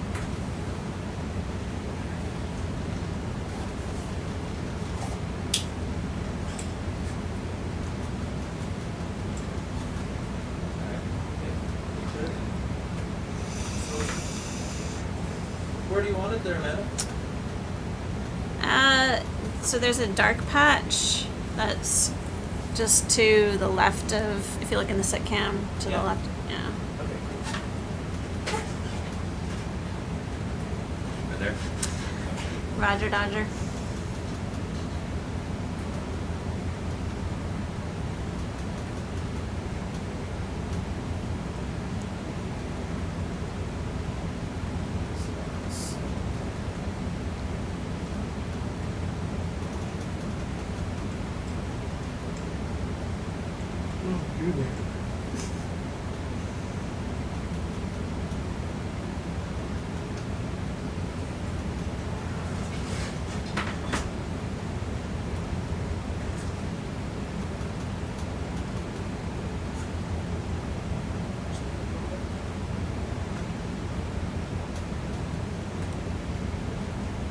So these muscle pots are based on a design that was originally used by Cindy Vandover from Duke University and modified by Chuck Fisher and his group at Penn State to collect quantitative samples of mussel communities and clams at seeps. And then Eric Cordes from Temple University. Okay, so I think that's in there pretty good. yeah, it's pretty good. They would like some chocolates. Dark chocolate. Thank you. It's 90% stuff. All right, fantastic. What's Let's save some for later, thank you. Let's take it out of the color zone. Sorry, I got distracted by the chocolate. Eric Cordes from Temple University loaned me these mussel pots to use for this cruise. Kind of the top one there. Eric has been on the ship a couple times. Pretty good? I think you're in, but you can start closing it. We're That's good. focusing Oh, sorry, the chocolate also chocolate, was yeah. distracting the entire front row.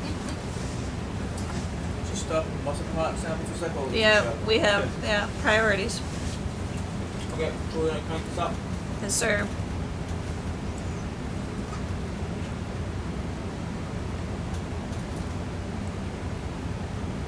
And keep rotating the T-handle, which closes the, cinches up the bag at the bottom. Spin a little bit.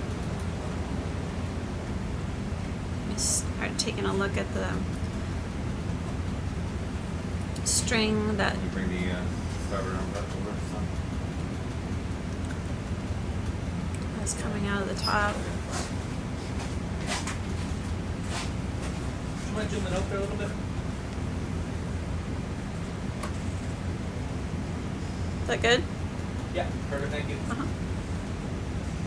Just trying to get a better purchase.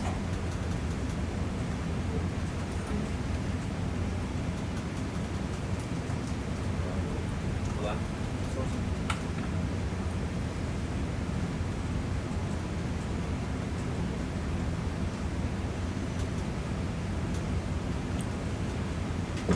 Alright. That's it for you. Okay. You can zoom in there wherever you wanna. So the string has a little black line on it. When it's fully closed, we'll see that appear. Still moving. Oh. Yeah. We'll try to take that off and regrip it.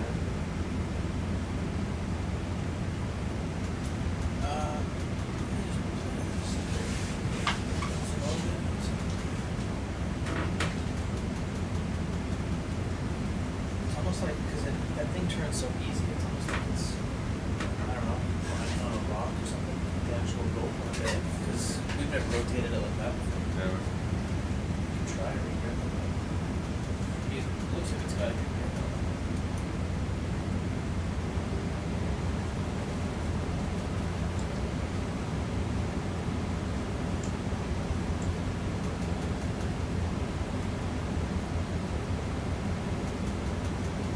Yeah, that's a solid grip. Yeah.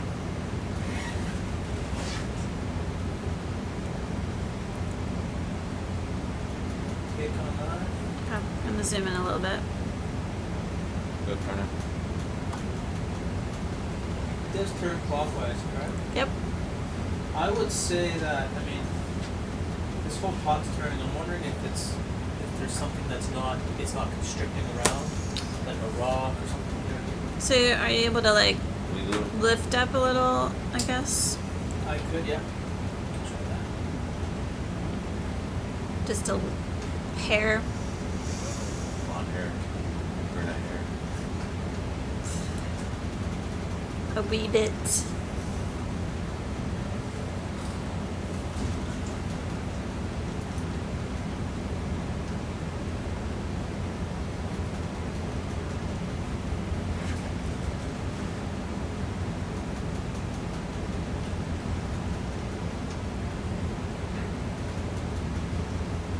And then try to regrip it. It's going down. One of them's coming up.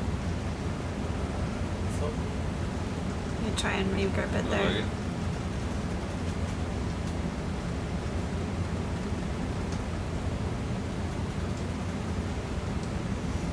Back down a little bit.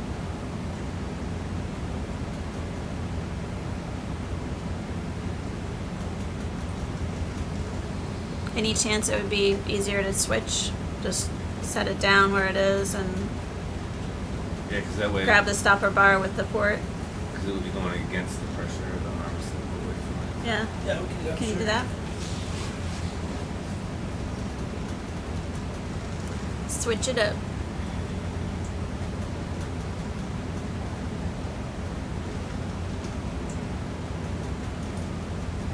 This cruise has been really a great opportunity to collect these community samples.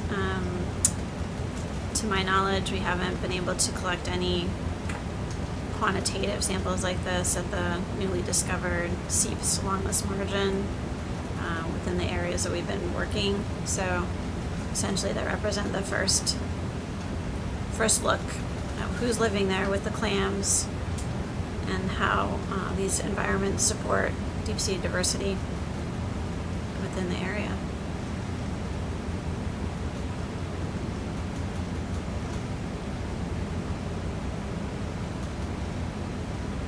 Should stop after this day. I think should be fine now. Let's try it.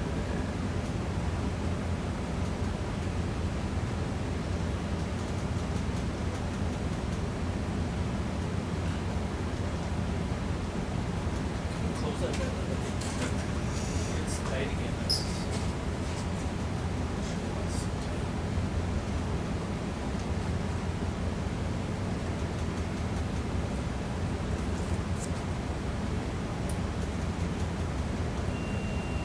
What we got?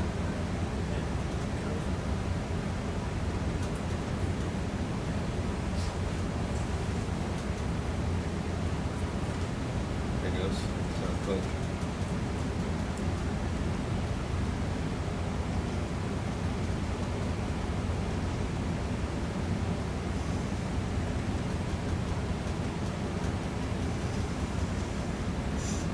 Solid knot.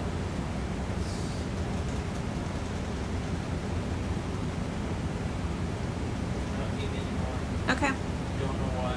Okay. It may be stuck on a rock, like you said, and just isn't getting that purchase or Yeah. a cinch around the bottom. We'll just go ahead and stow it. Either that or it's black or Can't imagine that. It's pretty obvious. That marks are on both sides, right? Yeah. So we weren't looking at this side earlier with the others, but we're seeing it now. Is that number 3? Number 3 was really tricky to turn on deck, so. No, that's 2. Is it 2?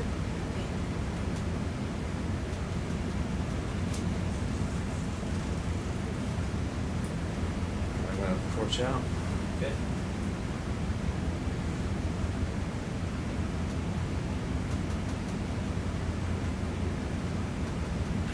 Alright, come a little bit more. Just wanna make sure it's clear. Okay. Alright, now. Oh, I can see why. It looks like it got The bag's hung up caught on on the the side. top. Yeah. See that? Looks like it got caught up on the top. So If you can try and stow it. I could Yes. flip it down with the manipulator and we can do another sample if you want. No, it's okay. It's got a lot in there. Just Okay. if you. It's like when you're trying to put a cord before it falls out. You got it.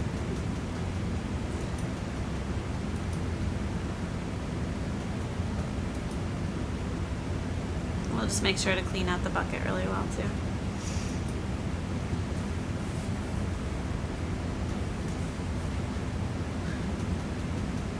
Sounds like a job from Charlie.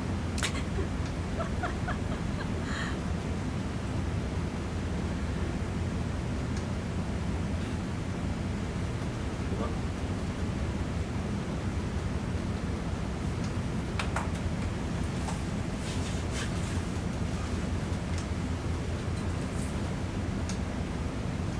Still alive. You gotcha. Alex. But I survived several potential assassins, so. I survived none. Hmm? I survived none. Well, you're still alive. No, I'm dead. Oh, you're dead. Oh, But I was killed by my oh you're first. first stalker. I think the cook had me first. Correct? One with her without. Without. That's right. Oh. And then we had another person. Huh? Is it porch out? Must Yeah, be worked over out, there. yeah.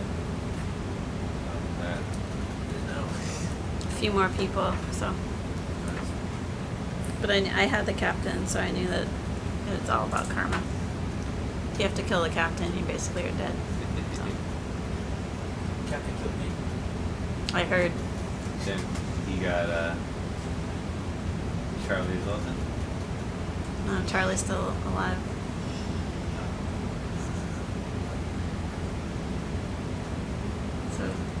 the captain got Charlie. Mike. So someone else had. Oh, okay. So you. I'm grateful that I got killed before I had the killer.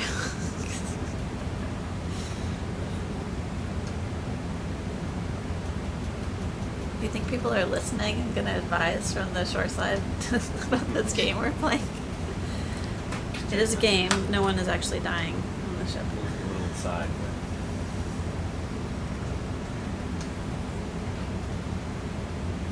I'll be right back. We're gonna look for another muscle patch. Or clan patch, rather. Swing it in a little bit, maybe we'll get more play on it. Way forward. I'll be right back. Not way forward, like 4 inches forward. Do you want to torch? In. Maybe bring it up higher. So if you rotate inboard with your shoulder, now if you just come in, spin to your right, and come up a little bit, just gain like 4 inches. I guess. Goes intense. Oh, so Spin. it's muscle constant. Yeah, must probably go. Hang it. You get a 10. No, but I know which one I'm gonna get. Yeah, Which one are you gonna get? I'm gonna get Okay. the one we were talking about. Dagger? Dagger, yeah. I mean, I would love to have that extra 4.5 inches, but Yeah, we all do.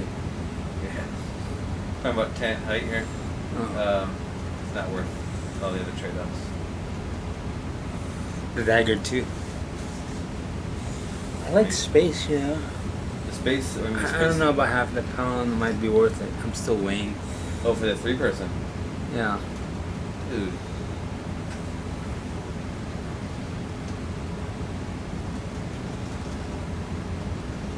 Three-person, the same length, I think, right? Just a little bit wider, or is it a little bit longer as well? It's 7 ounces more. Well, yeah, well, I know the weight, but I'm saying that it's a little bit wider. Yeah. And not a little bit obviously longer.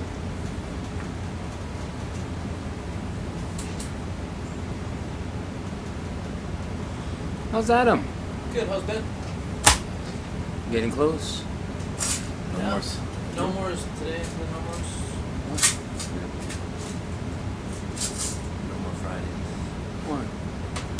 Oh, no more Fridays. No more Fridays till we're in Hawaii.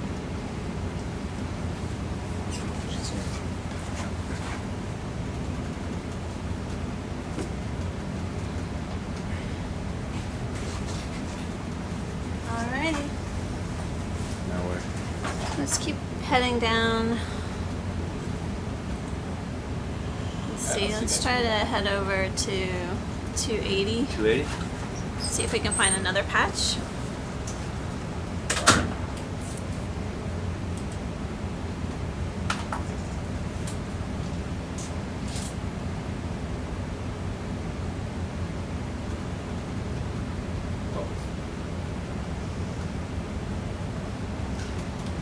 Yeah, you are right. It's like once the ultimate goal. No, I'm messing around.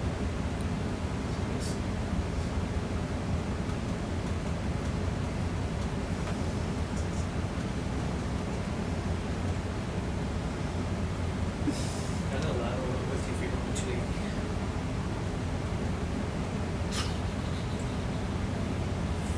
So, Bridge ROV. That's an updated waypoint for it. do you have to spin around for a particular reason? Yes, because we Thanks, have on my way. Thanks, Luke. we have to monitor the amount of turns we put in our umbilical Mhm. for safety purposes, and that if I'd have gone to 280 point to port or whatever we have on, it would have put almost a complete turn in my umbilical. Mhm. So this way, I was able to get to the heading that you need, but by taking actually a turn out to make it the proper way when we launched. Gotcha. Our umbilical's helically wound, so if you put a turn in it, it goes Double, single, triple, triple. Yeah. triple.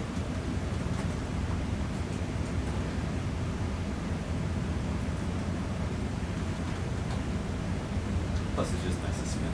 Spin, spin, spin. Looks like we're seeing more carbonate block.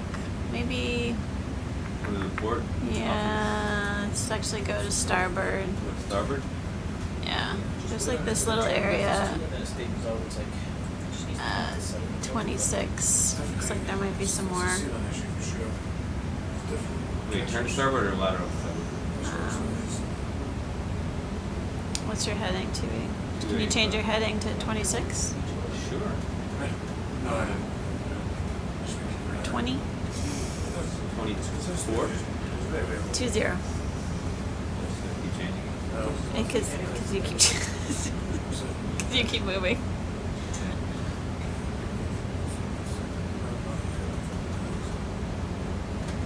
On the lookout for another patch of clams.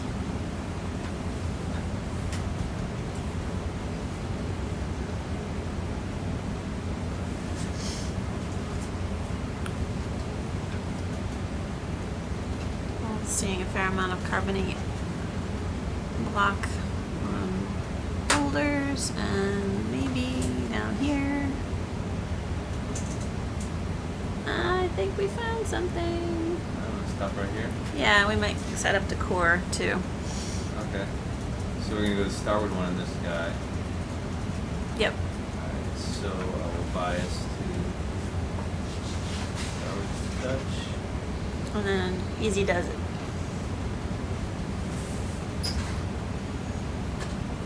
Wrap up the thing.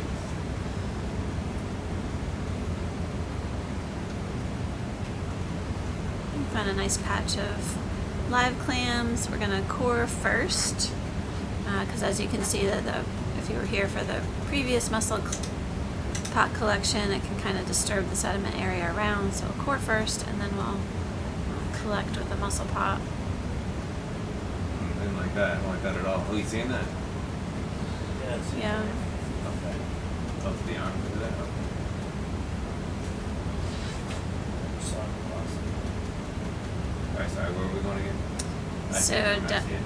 Yeah. To the left of the hagfish. There's a hagfish swirling around, squiggling on the seafloor to the lower right. And set down, they had to pull the slide arm out before we settle down on the seafloor so we don't disturb the mud. So you want to core to the right of this and then take those fans right there? Yeah, it can be either to the right or right towards us. So anywhere around this sort of semicircle around the clams is Here's fine. the best way to set them down. Sorry, I hit the mic. Set them down. We're going to do everything right there? Adam? Are we also passing that patch? Yeah, but we're going to core first. Yeah, you can probably slide up a little bit, just like do it all at the same time. Roger.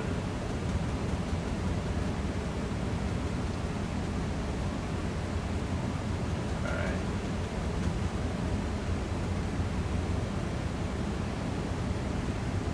A little bit of an angle on here.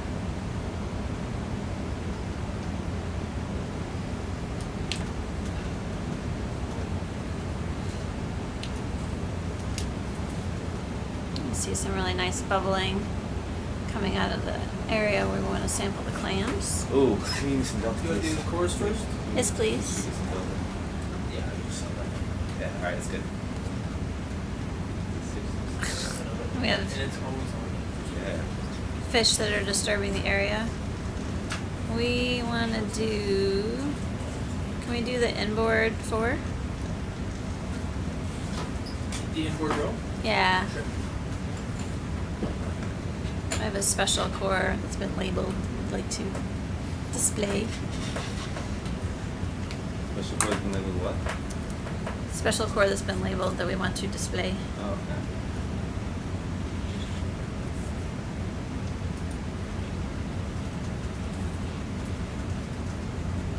So much easier when there's not a knot pulling it down.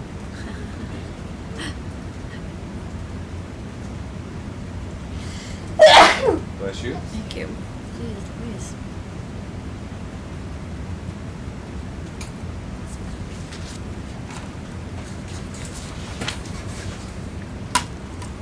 Oh, man.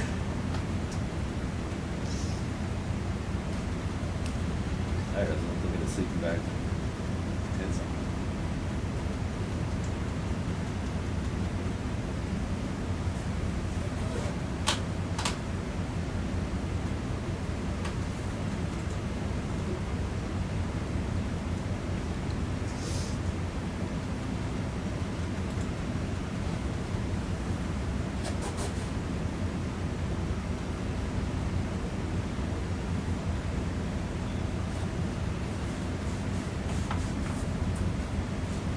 All four? Yes, please.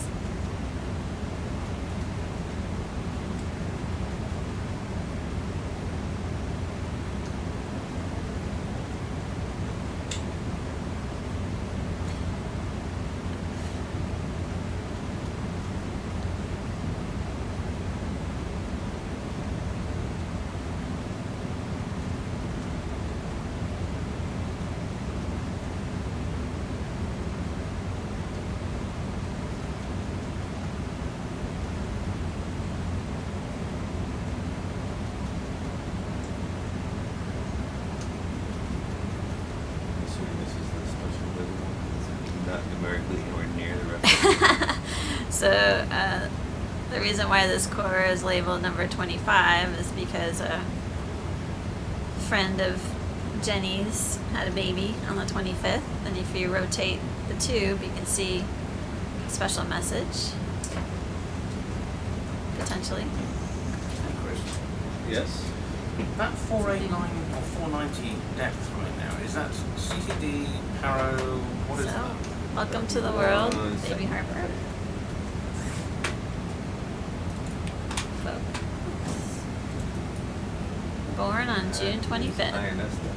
That's INS, okay. Thank you very much, Adam. Yay! Congratulations! So Okay.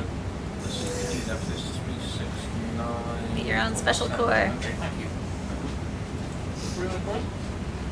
Oh, just trying to chase up problems. Okay. What are you in for? I would like to core.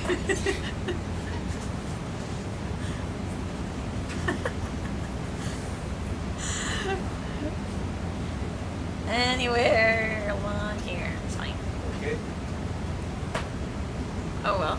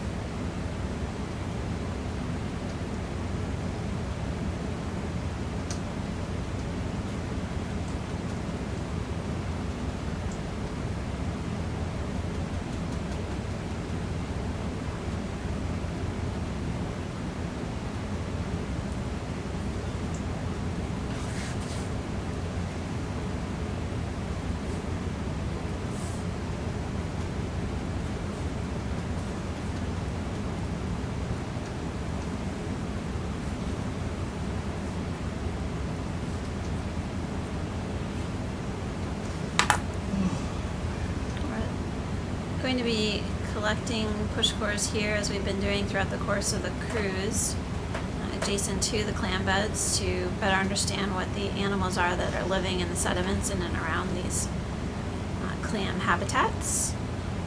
Each of the cores will be processed for different analyses. The cores that have the special handles will extract pore water, or the water that live and resides between the spaces of the sediments. That gives us an idea of the environment that the clams and infauna are surrounded by.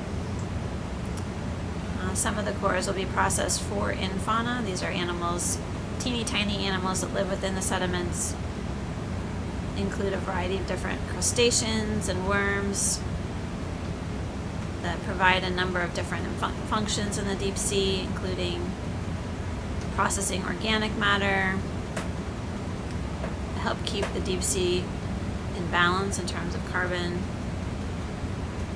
use and consumption. They also oxygenate the sediments below by their movements and feeding and pumping of water, which make the environment more hospitable to other organisms.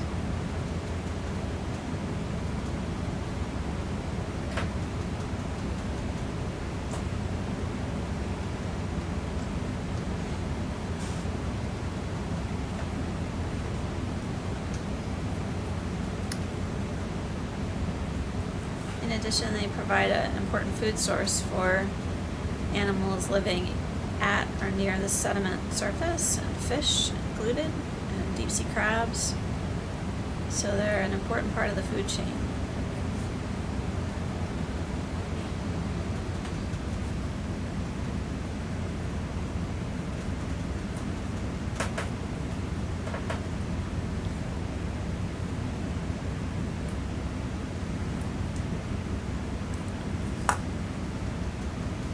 So how far up can you reach, Adam? Can you reach like behind 7?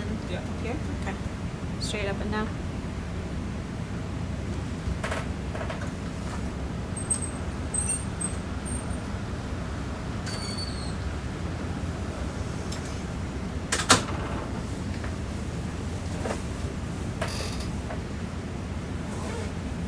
Hey. Hey, how are you? All right.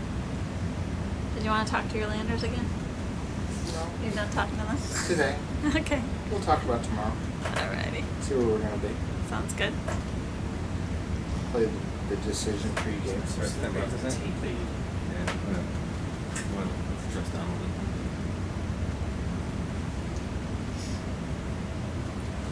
This embedded.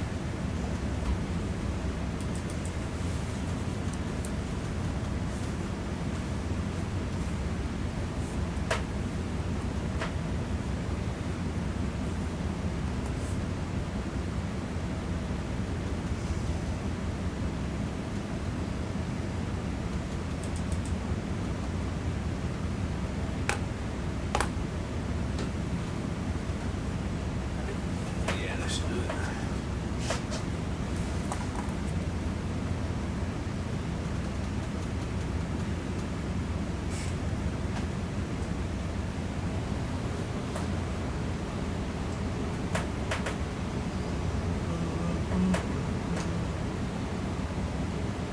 Put that rubber tape on the help probably hold pretty good.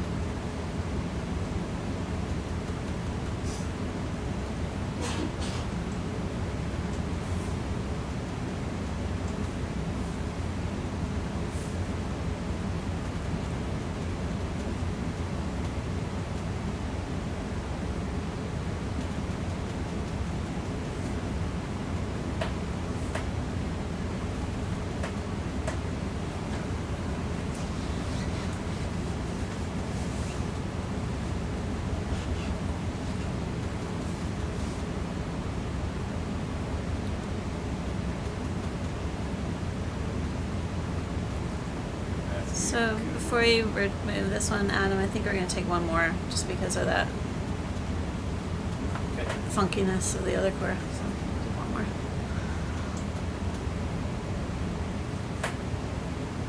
Which one do you want? Just any? Yeah, any is fine if it's easiest to remove the tops from one for number 2 or whatever. And then go back in whatever order you need.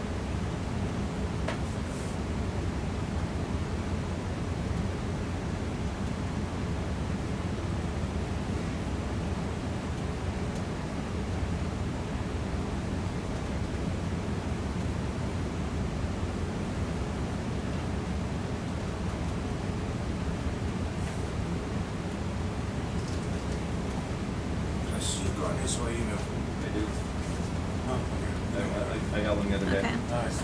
You can start retracting that one, Adam. What? Just keep the noise stuff out. You know when you Yeah. say you have it. Yeah, and Twitter and I shaded it the other day.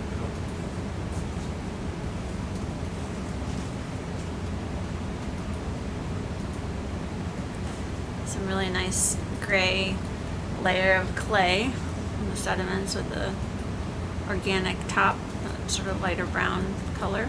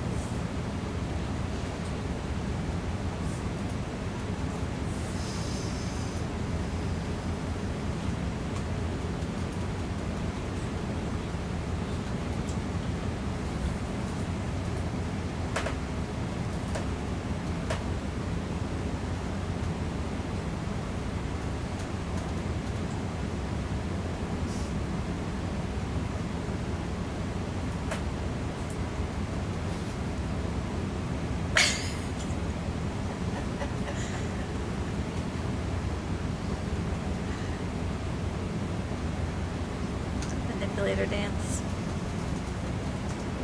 Well,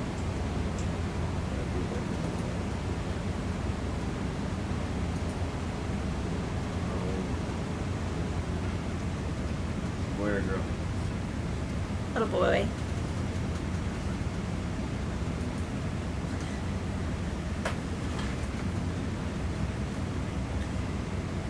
Seeing a nice structure of the sediment, different colored layers, gray layer of clay, which is really thick, dense material, and then darker black layer.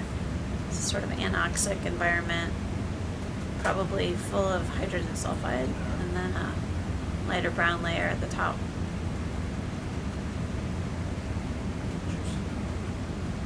Oops, not what I wanted to do. That's really far up. Focus on that. Didn't we fix that the other day?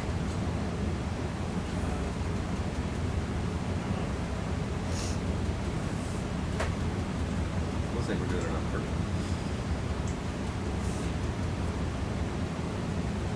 Is there anything else you want to do here regarding the landers? Okay. I'm just here for the show. Oh, it's a good show. Witty banner. It's the best. Yeah, I'm kind of here for the chatter. The library's kind of quiet. Oh.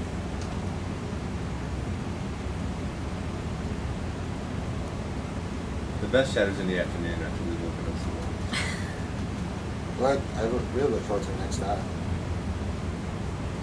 What are we doing next time? We're going to a new location. It's exciting. We haven't been there before on this cruise. It's shallow. It's not exciting.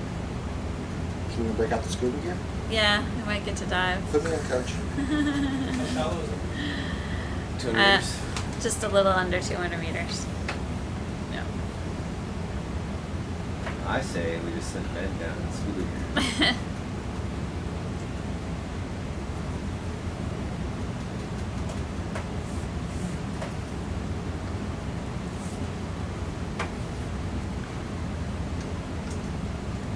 That's this afternoon we're doing? That's right. We'll hopefully be on station by Is it close to noon. shore then? No, it's just south of us. No, you can't make a run for it. Top of the ridge something. Yeah, it sort of flattens out. Close to shore, so you see a trade is just gone and Adam and I are on the beach.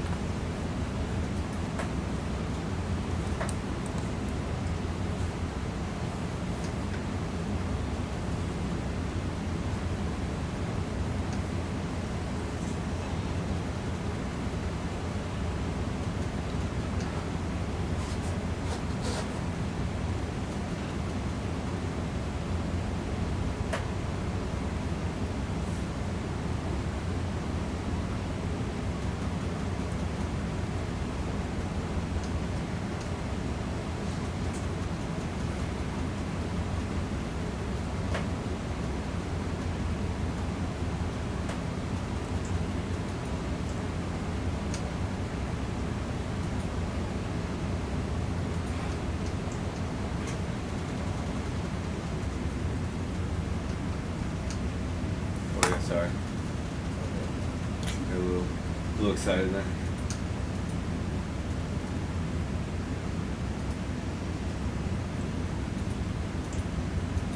I'm gonna suggest not doing that.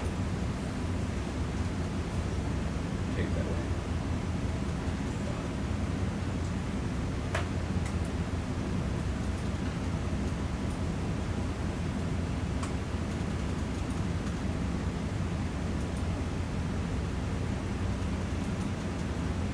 That's nice.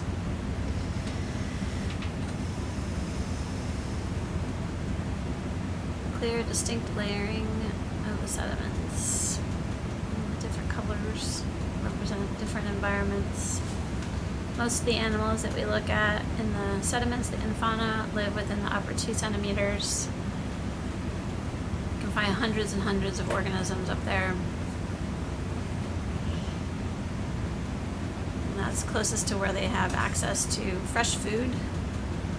And typically it's more hospitable. That's where they can get direct access to oxygen that they need.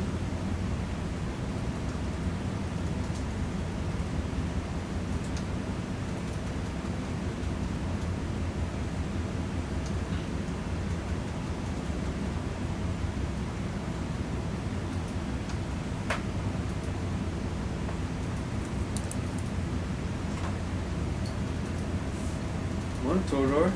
Hello, people. How are you doing? Nice to see you. That big bubble.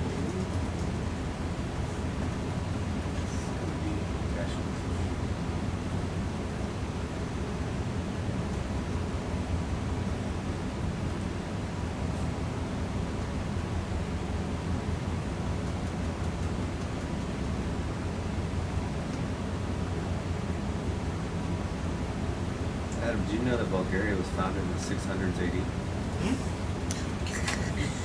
I was asking Adam, do you know that Bulgaria was founded in the 600s AD? 81. 81?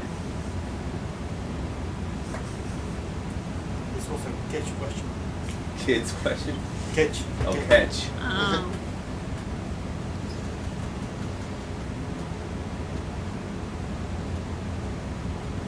We do have a little fun out here at sea. All work and no play. Makes us all very cranky. Is rumor of a third trivia night? Yeah, Is there so truth to that? well, I know that there are people thinking of questions. Oh, I've already come up with an entire I think list. we're ready to go with that. Can we Man. commence with missile potting? You're making another one? I think the Yeah, we- setup worked really well, Adam, with you using the port arm as a stopper and then turning with the Do you want starboard. to pick it up with the starboard then? Up the, you gotta do it for this one anyway, don't you? Yeah. Yeah, I forgot we're doing the starboard, so probably gonna porch out a little bit. Yeah. Yeah, on the second, the night before we go to port, Awesome. post wrap up barbecue. Oh, yeah, what time's the barbecue? Are we diving like that night?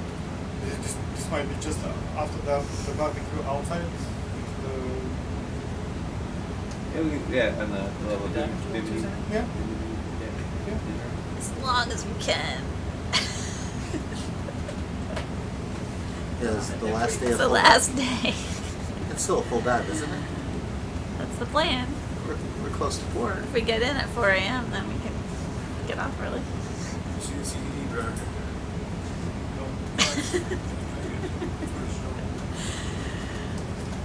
Unless you know how to launch an ROV, I'll say We're that. just taking it I'm one just day at a kidding. time. We're taking it one Launching day at a is time. easy. Just getting it back on deck is the trouble. Putting gear in the water is always the simpler part.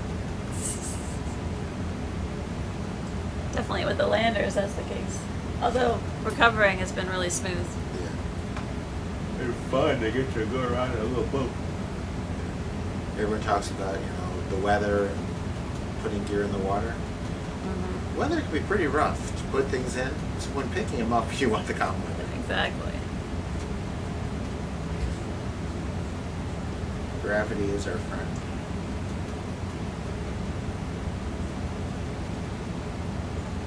Is that the second muscle pot?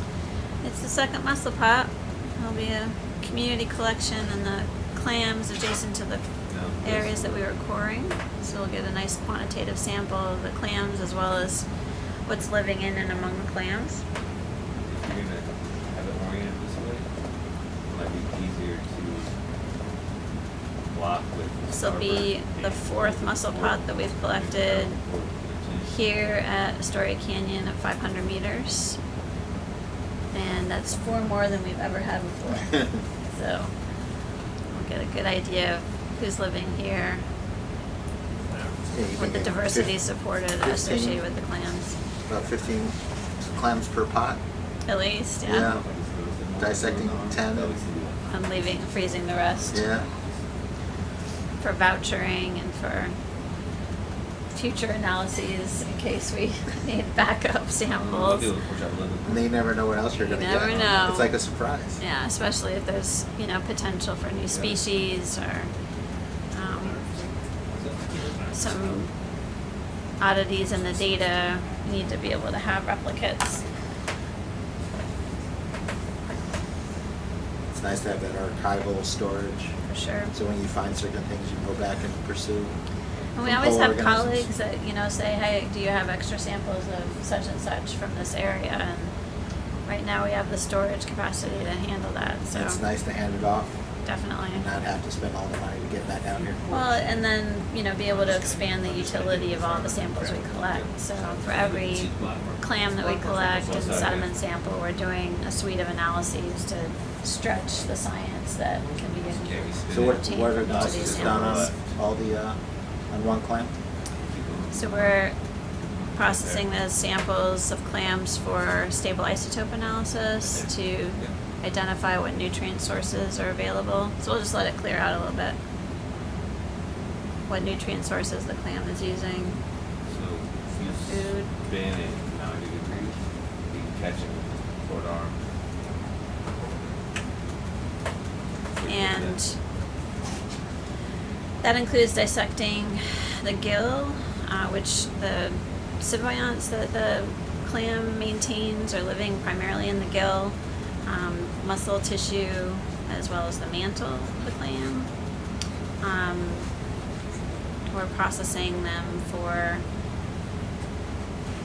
identification as well, and to do some lipid biomarker analysis. So we can, again, it's a tiered approach, so we use the isotopes to basically understand the general idea of what they're feeding on, what their nutritional sources are, and then we use these other biomarkers to refine that understanding further.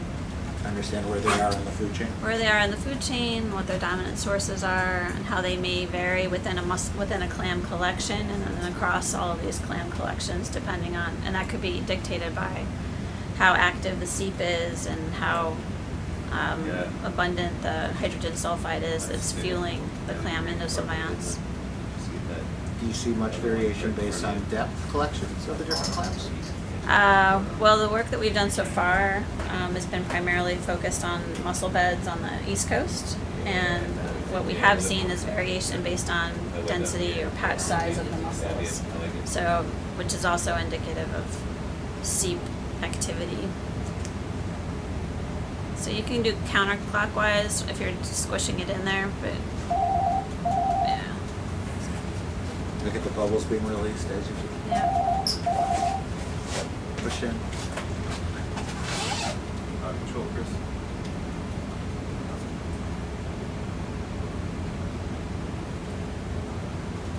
Um, 10 o'clock was what I heard earlier, but I don't know if it's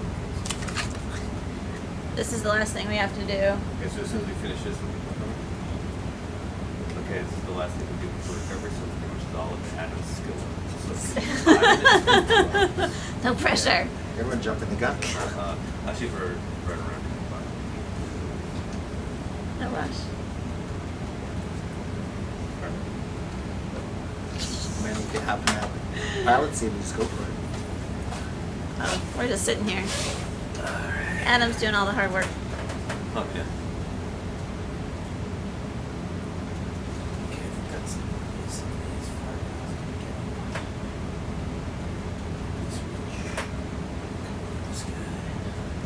So we're going to use the port side manipulator to sort of get a grip on this vertical bar, called a stopper bar.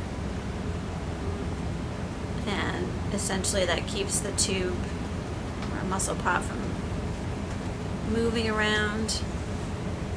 And then starboard side has a grip on the T-handle, which is going to turn some gears to close a bag that cinches closed on the bottom of the muscle pot and gives us a nice scoop. It's quantitative collection of the clam bed. So right now we're just taking a look at the top of the pot and looking out for the black line that will appear after a few turns. Seems like you can make one of those spring-loaded. A little trip. It goes zip. Yeah. But sometimes simpler. What's nice better. is that the slow roll, the slow closure allows it to kind of grip around the clams and maybe some rocks that may be subsurface, so it kind of gives it a chance to slowly close Work its way, around those that. things in and out. That's true. I understand. And sometimes the simpler approach works better. Yeah. That's a good word on it. And we do use other types of grabs like Van Veen for sort of shallower sediment sampling. We would never over-engineer anything. Right. Alright. Nice. Anything else? Did you see the black line? I didn't see the black line. Adam said he saw the black line. Okay.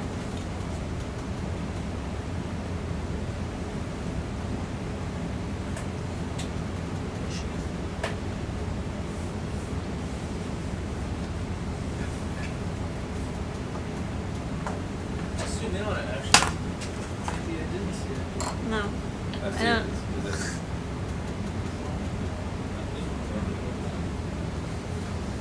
Can we just set it on the porch and make sure it's totally closed before we put it in the bucket? Yeah. Just don't. Hang on, we can re-ratchet it. Just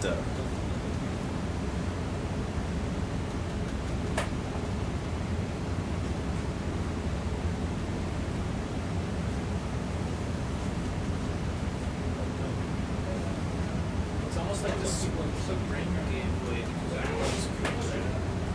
The reason I say that is because I got like lots of good clips on it, and then when we released it, it went. It spun. It spin back whenever he. And I'm looking at it now, like you can see when it wraps around, it's the rope sticks out. The channel there. Okay, coming up. Okay.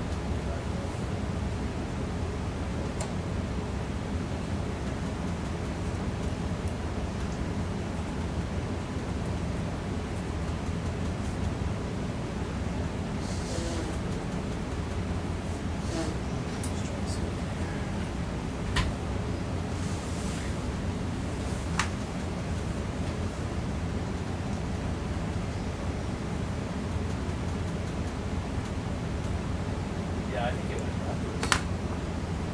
That's the mark. there. That's the line. Alright. So maybe Try one more little I turn. think that's full on. Okay. what happened, he had the line before. I think we did when he that let go, when it it did went- spin. It spun Spun the back. opposite direction. As you can see right now, it's not quite closed on the mechanism. See what I say? See how it's- Oh, I see. It's like off. Yeah. Okay. So let me just back off a little bit. Okay, yeah.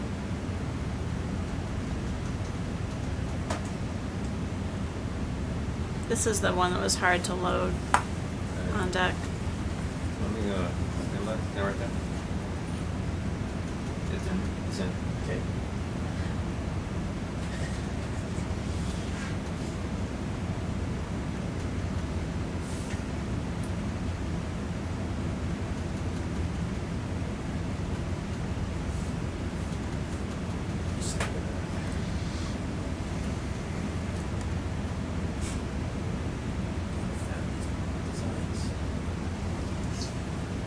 You want to draw on Anything I want brought up to the the meeting. one you need, bro, bro, you need, man, 10.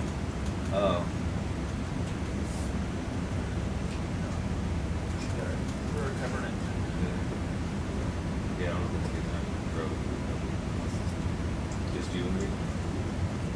kill the other guys. Yeah, you can have to look back, wait till we're finished, usually. We'll have Camp clear? J-Rod and then. Alright. Should be good. What's your now? This pushed out.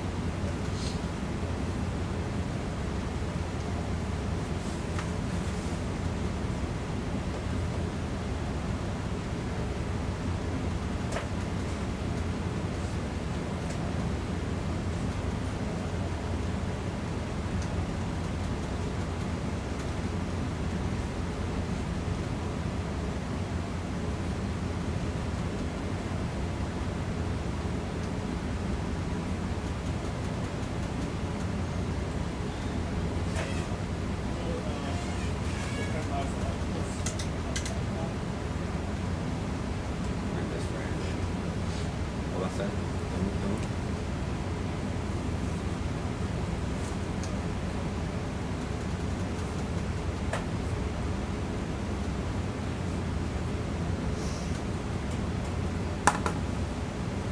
I need to go over more to slide it in there.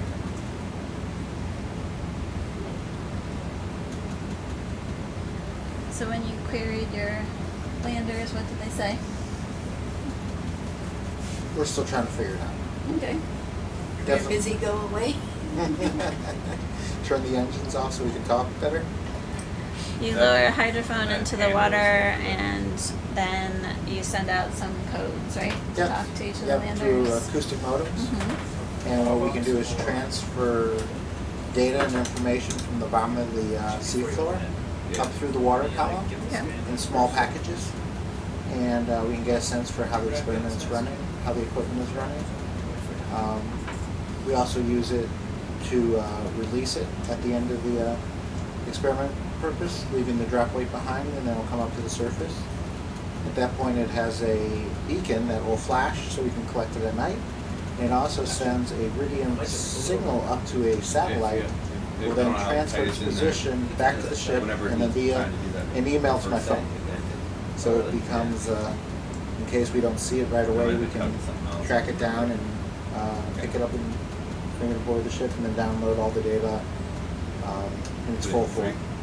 So the data that you get when you're querying the lander just to find out any information regarding the methane oxidation rates, how do you receive that data in terms of what are the units that you're getting it in? Are they just voltages? Or are they, No, actually we- pre-programmed so you know exactly what concentrations? Yeah, so we can get very raw engineering information Okay. on how the sensors are running to final concentration data, calibrated concentration data. Okay. And so what we do is set up kind of some, we call them filter files, that will take some very basic numbers, block them together, package them in small transferable packages to bring up maybe an hour or two kind of glimpses at a time. And based on the sample rates, they're either very small or very large time chunks. The ADCP that measures our water velocities up to 50 meters off the ground, we can bin that into 30 different bins so we know kind of the difference. As you can imagine, that has a lot of data for each time it takes. Where if we're looking at the CTD, the temperature, conductivity, and pressure, those are 3 numbers. And we even limit the number of decimal places we transfer to save the ability to transfer gear. But we've had a lot of success moving data through the water column. We do like the ship to be a little more quiet. We turn off some of the acoustics and stuff that, like multi-beaming and USBLs, and we get a little better transfer rate. And especially when the engines are a little quieter, when we're in full DP mode, it makes it a little more challenging. I can feel the rumble of the ship back in the lab, and when that rumble settles down, I try to shoot a command between. Opportunistic. Opportunistic, but you know, at the end of the dive or in the evenings or the mornings, we usually take a block of time to move some data. But it's much easier than having to bring them up and put them back down. Most definitely. I think actually it seems like an incredible part of this whole process. I mean, it must be sort of second nature to you. You're used to dealing with these acoustic devices that can provide data to you remotely like this, but just being able to sit on the ship and then know what is going on with these landers down here at 500 meters is incredible. You can say, hey, they're working, yes, we're measuring something that we want to measure, and everything's okay, or no, it's not okay, and we can make a decision about that. Right, I mean, yesterday we think we overwhelmed one of the sensors, and it was easy to manipulate the experiment based on that information. Well, the ROV was still in the water. Right. It was a 20-minute move over there, turn some valves, reset it. Otherwise, you know, does it sit on the bottom for 3-4 days? Collecting data that are useless. Right. So it's a tool that's worked really well for us in the past. And it assures that things are working, especially we've left these out for as long as 6 weeks collecting data, and you really want some idea that things are going to work. And most of the time it works well. I mean, Sorry. everyone has their ups and downs with collecting data, and it increases our success rate. For sure. I got you over here. I've even thought about, do we want to at some point attach an acoustic modem to the ROV, so when we're there we can talk right while we're sitting there. Oh yeah. And the data transfer will be really quick. Really fast. Right. It could take up to 2 minutes to transfer data through the water column. And when it seems like a long time, but it's really not. What do you want to do for recovery? Alright. Adams. So stay in here, or what do you want to do? Sounds like we're headed Alright, out. we're on the deck. Yep, we're Now gonna the strap on the deck begins. Yeah, we're going to new location to that.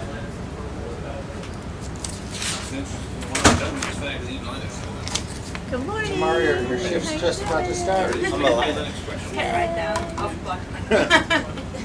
Just in time tomorrow. Well, Amanda gets like 2 more minutes. And we're all done. We only had a little bit of work to do here today. We wrapped up some sampling. We deployed the gas quant so we can get some great ADCP data from the area where we've deployed the landers, the bubble box, and across the bubble alley or bubble valley. We'll cover those instruments in a few days, but for now they're going to sit here and collect data for us.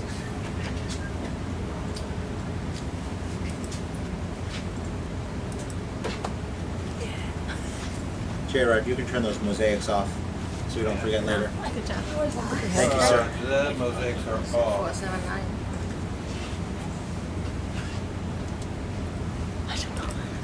Good job. That's my contribution. Go tomorrow. Put this one aside.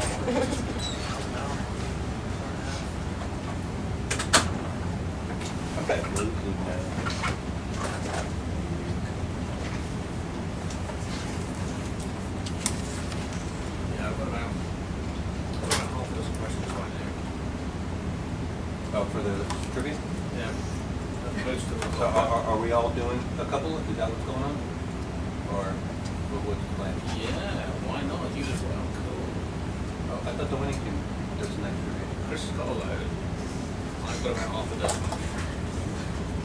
And I don't know, you can do something about barbecue. The only thing is, if you submit questions, you can't take part of Well, it. stay tuned, everyone. Listening from the shore side. We'll be back in the water in a couple hours, diving at a site about 20 miles south of us, at a place that has had ROV dives before, and we'll tell you more about that when we get there, but stay tuned and have a great day.